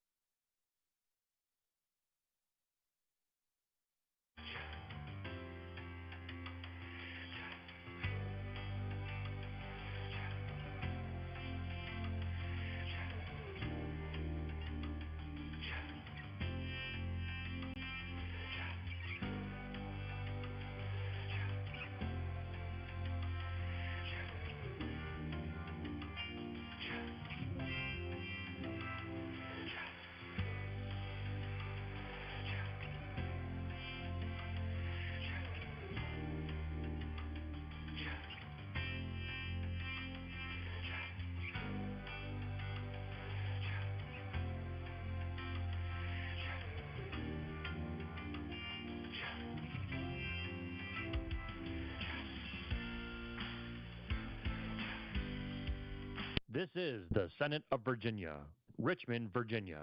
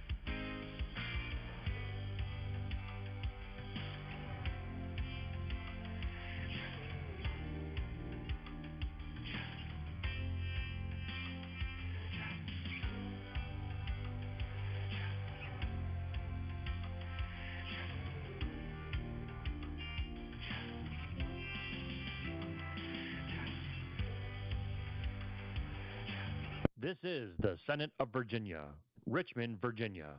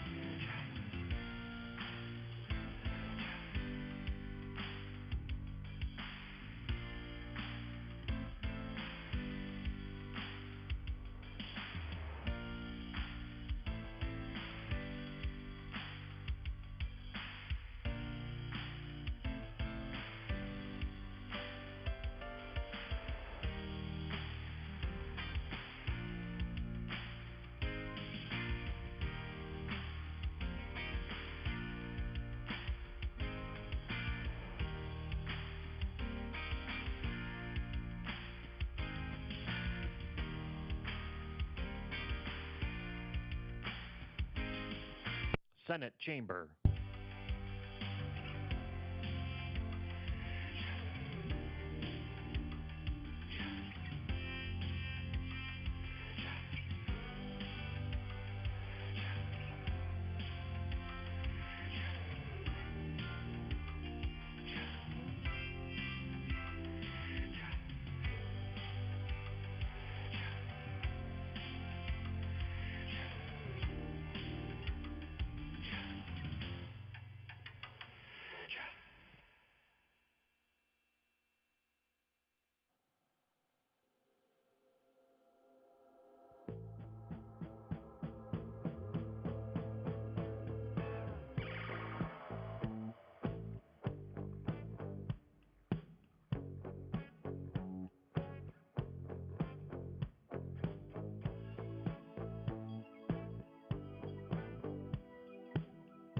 Did you know that you can watch the Senate live on YouTube? Visit the channel by browsing to youtube.com/@Senate of Virginia. That's youtube.com/@Senate of Virginia.